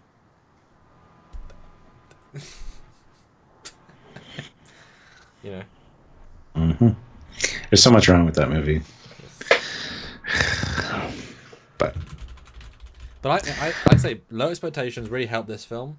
That's probably its strongest suit, was the weakest last film. I actually think almost that the fact that the last one fucked so badly meant they had to do so many things for the fans. Like, we would not have got Palpatine. Can you imagine Snoke being the big bad? You know what I mean? Yeah, no, it wouldn't have worked. Like, now you've seen this, you had to have this to make the other two work. Yeah. You know? She wouldn't have been a Palpatine. She would have been who the hell knows what. So this really, like, helps retcon. And that's why I say the first film stands fine, just a bit boring in some parts. The second film, make it a 20-minute last time on. And this film, that's a pretty decent, I think, follow-through, because then Rey's journey makes more sense and flows better. Yeah.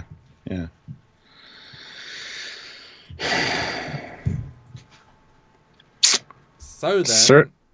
Certus, though, says you don't even need to see The Last Jedi for the Rise of Skywalker to make sense. And that's exactly right. I mean, it helps, because Snoke's still alive if you don't watch that. And Luke is not dead. That's why I say, you know, last time on, but that's it. But I guess we're closing out now, because Stuart's got... Oh, don't do that. Because Stuart's going to go pretty soon. I'm getting the sense from all his body language. But guys, final super chats. Do a super chat for your review of this film, like a final score out of 10 as a super chat or a non-super chat. Let us know your final thoughts. And Stuart, I want to know your favourite quick-fire moments, and let's give some negatives, because we've been very positive, and obviously a lot of people hate this film, I guess. What are the things you just didn't like that stand out, just as sort of some summaries, as we go best and worst, or some things that you just like, that you know, yes, I know, it's hard to think now, but if you had to sort of, like, straight from memory. Things that didn't work for me. Like I said, the whole force lightning affecting the ships and how long that took for them to fall. I know we don't know how much gravity was in that atmosphere, I guess. Whatever, fine. But that was kind of annoying.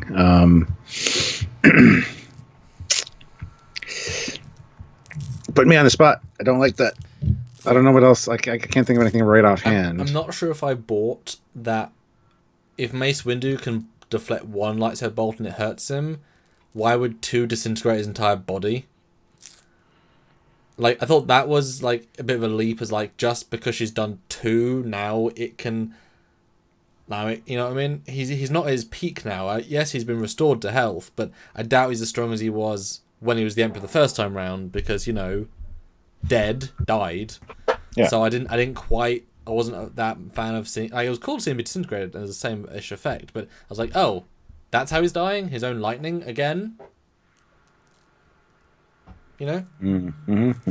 Needed one more element there. Well, that's when the Force Ghost would have come in good to, like, help Rey, but yeah. Yeah. Eugene throws in another 1,000 rules. Thank you Very much.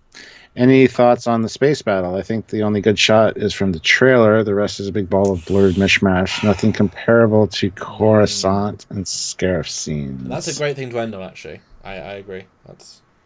Yeah, it was a hot mess. I mean, you see the fleet come in to help, and then you see very little else. We got a great shot in the trailer of a Y-wing going after the cannon. Yeah, we saw that, but there wasn't enough of that. And that's actually one of the complaints that I had. Thank you for reminding me. It didn't have that fun Star Wars space like chase scenes in it, because that's always been a big part of Star Wars. George Lucas liked the World War II fighter like dogfights and the high speed whatever, and that's always been a big part of it. This one was really lacking that for me. And the hyperspace skipping doesn't count. That was thrown in there to make people say, oh, there was that in there. It didn't satisfy me though. So that's one complaint I have, that the final battle was a little bit shit. And yeah, then all of a sudden Star Destroyers are falling. Yeah, there's no real resolution to that space battle. Well, Bid Herndai 12 says, I don't recall seeing any Sith troopers that we saw toys of. Yes, yeah, they were red. There were red. Yeah, there were a few of them there, but they didn't do anything out of the ordinary, and they weren't focused on at all. Which was great. It was like the beasts. It was like Rose Tico. It was like the new two lady characters. They were just there when they had to be. They were just They were adding to the universe. They weren't like, oh, Palpatine's new. Like even I was surprised the Sith Palpatine's guards reboot people didn't get a single close up. Yeah, You know what I mean, his private guard didn't. They weren't important enough to get a close up, but they were there still. Yeah.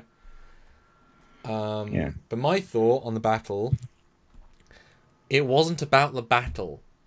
That I've seen some reviews saying this isn't a character film. There's no time for people to breathe and talk. And you said that at the start. I think there is time to breathe and there is joke lines.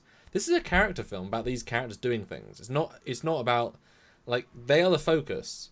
Their journeys, their story, their dialogue to each other. That is the heavy focus in this film. The space battle is just, there is scenery, cut back to Rey dealing with difficult things, cut back to Kylo doing difficult things. Like that's the point, And so the final battle is I wouldn't say hot mess. I would say it was less a visual mess. Well, it was less a visual mess than the Orville battle. That was more controls going on. Yeah.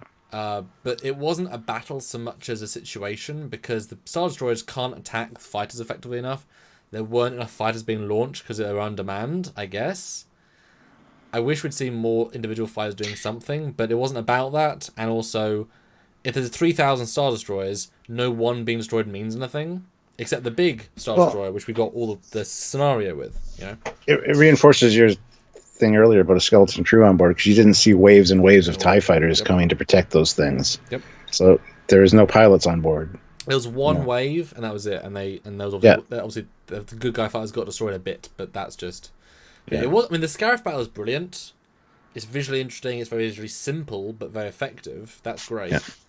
This one is more about symbology, I think, and about a sense of scope, and yet being very small. It's like if you there's a sequence in Stargate Atlantis where they go to a point between two galaxies and it's blackness, but you see two galaxies either side of the scene. You get a scope of a galaxy, but really it's a simple scene. So there's Star Destroyers everywhere, but they mean nothing except the idea that they're there. And I think the other battle, what was the other battle he mentioned? Scarif and Coruscant. Coruscant, I love the Coruscant. I think that's beautiful. I think it's such a epic battle. But that was again character focused. But that was like 30 minutes of it wasn't. But it was like 20 minutes was just that battle. And it was about very specific things. Yeah. ISFJ 1009 says puts in $10. Stuart and Sam drink. Got a little bit left.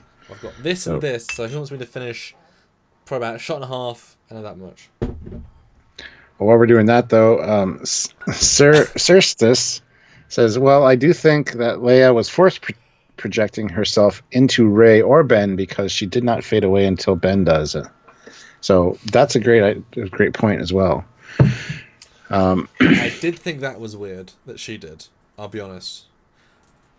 But there's no sense of how much time has really passed. Like, it could have, when they cut back like that, it's not necessarily the same time frame, but I kind of like that she was maybe helping Rey or Ben as well, because I like that. I think it was more that her energy was inside Kylo. She sacrificed all her personal energy to help him be light. And so when he died, she died because they were intertwined. I think that was more the symbology there. Andrew C. Didn't they mention needing to recruit more people when Kylo mentioned the Empire would be growing? Yes, I think that was all linked.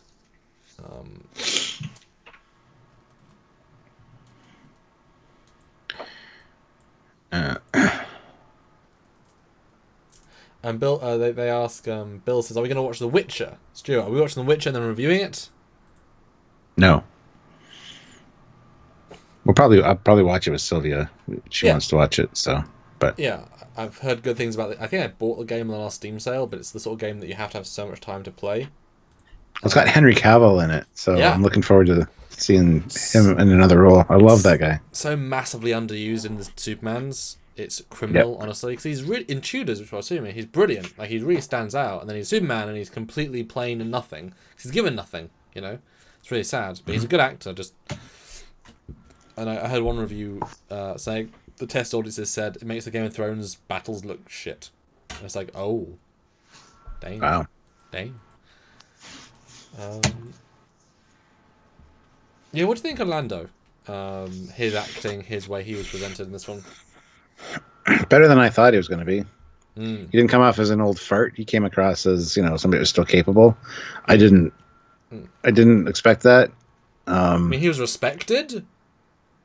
He was. His character was respected. And he even says, "Say hi to Leia for me." Yeah, give her a hug. Yeah. I don't know. I thought it was treated well. I wanted to see a little bit more of him personally, but that's okay. At least he got to pilot the Falcon again. And I love when he stepped back on the Falcon for the first time. He's like looking around, like, yeah. Well, it was his ship first. We forget that, but it was his. Like his ship first. He was that longer than handed. Yeah, I think he was very much a. It could have been any character, but you make it Lando, and it's Lando. But at least you give you give an important mission to an important character. It makes more sense it succeeds rather than just Rose or someone. He should have been back in the last movie. That was what I said from the beginning when they did that final call out for help. Oh, yeah. There should have been a silence and just at the last minute one Leia, response back. Is that you? Lando. Or just it's somebody's transponder. It's coming from or whatever, and have the code like Lando. Or the very last scene, just like The Force Awakens, where you see the Millennium Falcon leave the planet and a secondary ship comes in and it's Lando. He's like, "Hey guys, I missed the party. Yes, we're all dead. Okay then, follow me with safety." I got drinks. Yeah. Drinks and hookers. And blackjack. Forget about the blackjack. I thought Lando was minimally used, and I think the actor. Cause I saw the actor. He has a crutch, like a walking stick. I got the impression he was acting healthier than he felt. Oh, absolutely. Yeah. Forcing a level of okayness that was not genuine, and that I felt sad about because he is older. Like they dyed his hair, they let him grow his hair. Like he was looking younger than I think he does in reality. But I mean, good for him, sure. So I think he wasn't like compared to Harrison Ford, who in the last film, okay, it was like 6 years ago now, but did a very good job with his age. He did not quite so well, I don't think. But like the horses used about right. Yeah. Used about right and respected. That's good. Yeah. Zeraxis throws in another $5. Thank you. Everybody in Rise of Skywalker. Oh man, we're gonna die. Lando. Oh man, this is fun. I haven't done this in years. Yep. He's just that kind of character, though. He loves the adventure. He loves the excitement. Which is weird then that he didn't help Leia, because I got the sense he was doing something for the Republic rather than for Leia. I mean, if all those planets got blowed up, who's there to pick up the pieces? I sense he was part of that, as a general, and then Leia called in the favor to come and help her team directly rather than the bigger picture.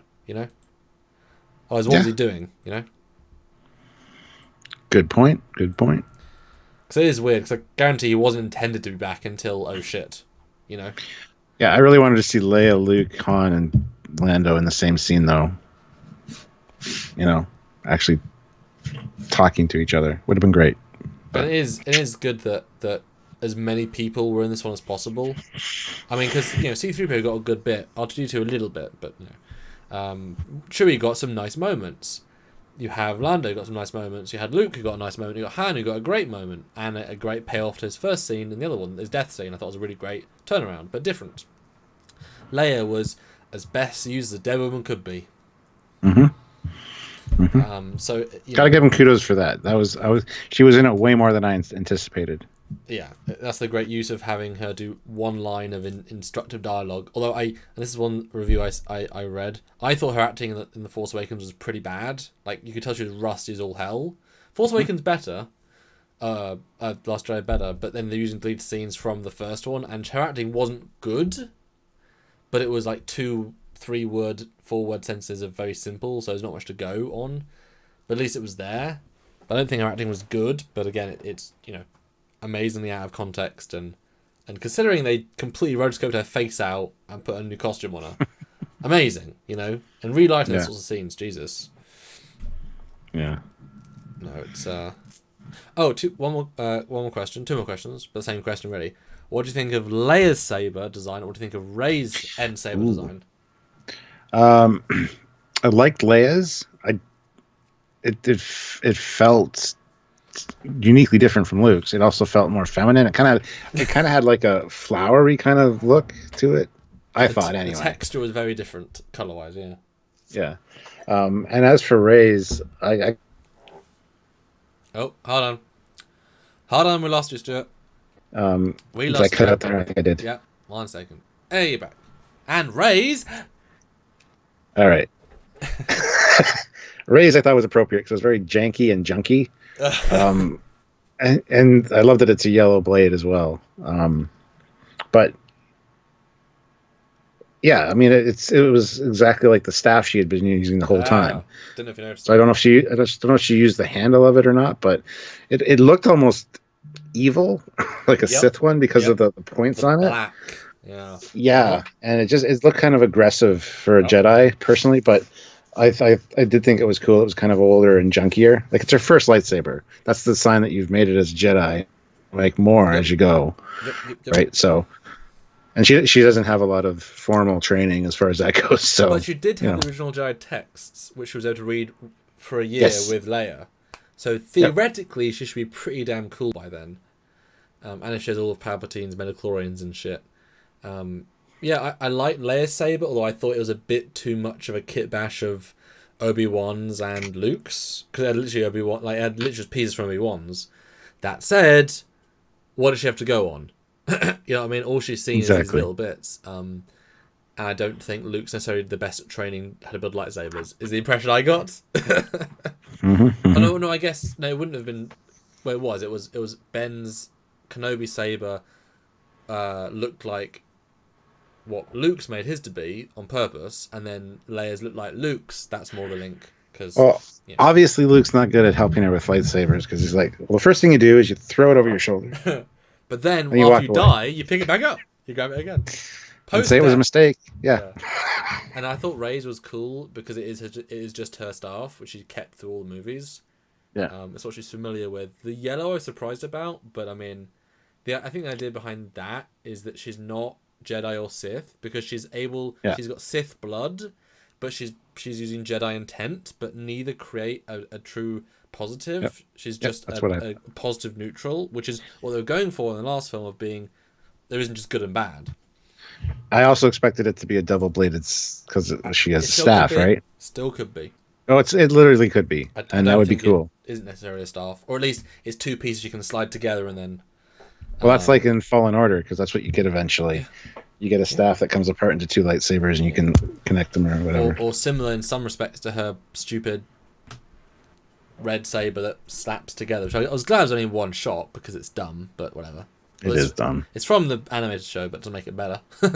Yeah. The saber looked really like menacing. Like the black spikes was quite like They surprised me. They looked very much like something like Darth Maul would have to mimic the spikes on his head. I was thinking more. Yeah. But I mean, yellow was cool. I mean, I don't know whose thought that was at the end. I mean, I again, yellow is normal for me. It's been in the games. I've used yellow lots of times. I like quite like yellow lightsaber personally. I remember in a Jedi Academy, I used yellow a lot actually, because it was just checking a box. I think in Force Awakens I used it as Force Unleashed. But now, weirdly, I want to see her use it. It's like, show me the damn lightsaber then. Yeah. Yes. Eugene, 250 rubles. 3 out of 10. A lot of Ooh. fan service, yes, but underneath there's an endless stream of new mystery boxes, MacGuffins, and DOS Ex Machinas. What the hell is RLM? Red And Letter Media. and Planket reviews will be awesome. Yes. I think they're going to be more our side, honestly. Anti-Tracker likes it, Yeah. which surprised me. And Bill Barker's Rey can suddenly fly X-Wings and TIE Fighters. Well, TIE Fighters, I mean, they're just ships. I mean, once you work out where the 3 main controls are, I mean, it's all in basic language. Yeah, I mean, they're not going to be good pilots, but she didn't fight in either one. She just flew them, you know. Yeah. I mean, you can. It's all basics. Plus, she had a year of training. I'm sure she trained in Poe's X-Wing quite a lot. But let's look at the ratings. Anyone give ratings apart from Eugene? Guys, give us out of 10. I want to know your out of 10. Because I guess only one person did. Guys, we'll end on out of 10s from you guys. But Stuart, from your first watch, out of 10. First watch, out of 10, I'm going to have to give this a solid 8. Like I said, I left the theater feeling good, feeling upbeat, feeling like I was satisfied. I got what I had gone there for. Yep. And I was not disappointed. More than you're expecting. Yeah. So Honestly. and that's a good way to just judge a movie, how you feel afterwards. Yep. Without putting on your analytical glasses and analyzing every goddamn second of it. But just enjoy it for its entertainment factor. But do you like all my analysis as well? Oh yeah, absolutely. 8 out of 10. I think I'm gonna put it into context because this one's a hard one to judge. I like it more than the last one a lot. I like it more than Force Awakens. I like it more than Rogue One, although the end of Rogue One's really good but different. I like it more than Solo because it has some really cool things. Like all the imagery on the Sith planet is really good. I like all the visuals, right? I like it more than Episode 2, Attack of the Clones. Revenge of the Sith, I like a lot of Revenge of the Sith, but this has more in it and more character-based stuff. Sort of. Plus the realism was really good. But that has some really good stuff too. I think I like this more than Return of the Jedi. I've never been the biggest fan of that film. If Ewoks were Wookiees, it'd be a better film, and that was the biggest mistake they ever made was Ewoks, not Wookiees. Like, this has so much in it, and so much payoff, you know? Mm. I'm going to give it a 7.5. You know? Mm-hmm. I really enjoyed it. I was surprised how much I was enjoying it for. And I'm actually gonna watch it again. I watched Force Unleashed again. Nope. Force Awakens again because Dad said, "Hey, do you want to go see it again?" I'm like, "Okay." He liked it more. I liked it less. Last Jedi, I never wanted to see again. I saw it for the second time last week. This one, I'll voluntarily go see it again. And that's the sign of a successful thing. Nice. So we have some rankings. We got 8 out of 10, 6 out of 10 from Bill Barkley, 7.5 out of 10 from Cerstis. I have spoken. Harrison Wells, 8.65 out of 10. It's a pretty specific number. Yeah. Dinko Yoki, 6 out of 10. Not top 3, not bottom 3. Yeah. DS Rider, 6 to 7.5 out of 10, depending on your mood. 5 out of 1. What? He means 10. I was gonna say. I was confused for a second. And I like Brandon's review. 3 out of 10. Great effects, nice special moments, but not lore friendly, which matters to me. Which I disagree, as I can go through stuff.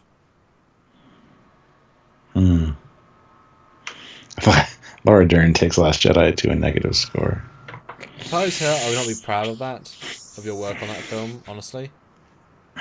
Well, a lot of it's direction that you're given, right? Oh, and ooh. it was very much like, you're not going to mansplain to me. Yep.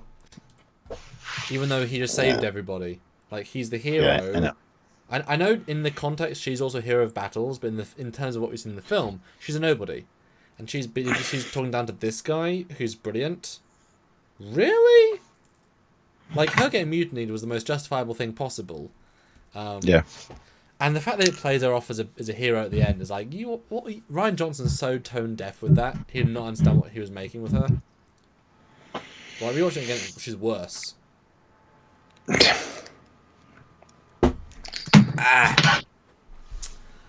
Alright.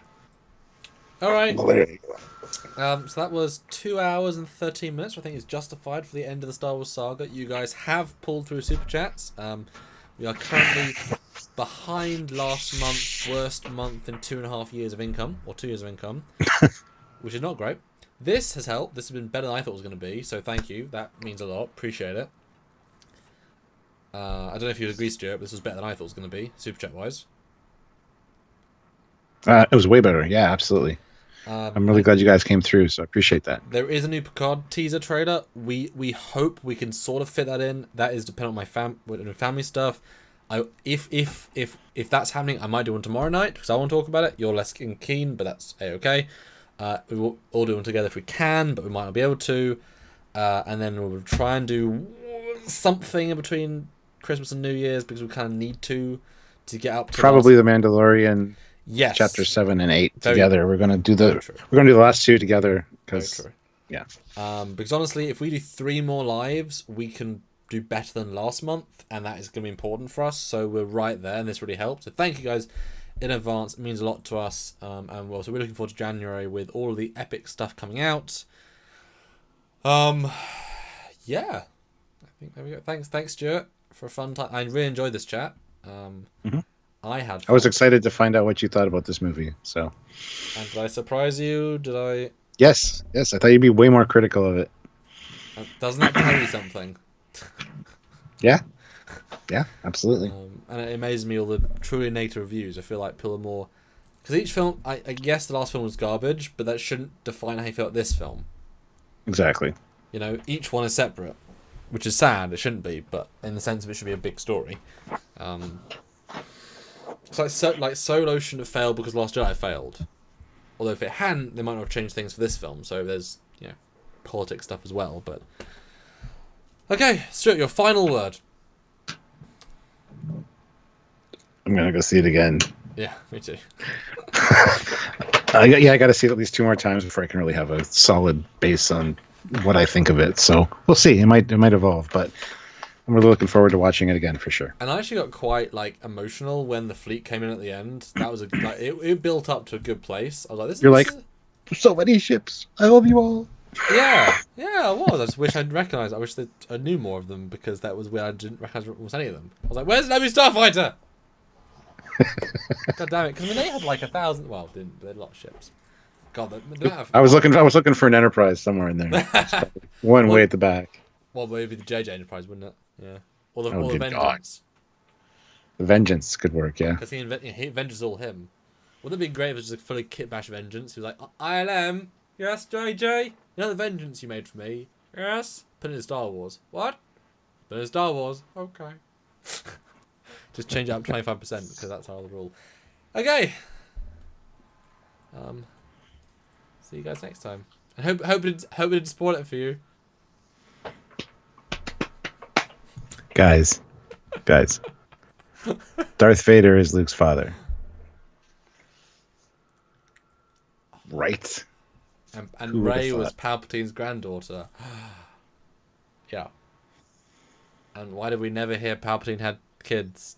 That was weird. That was not well done. That was a dodgy retcon.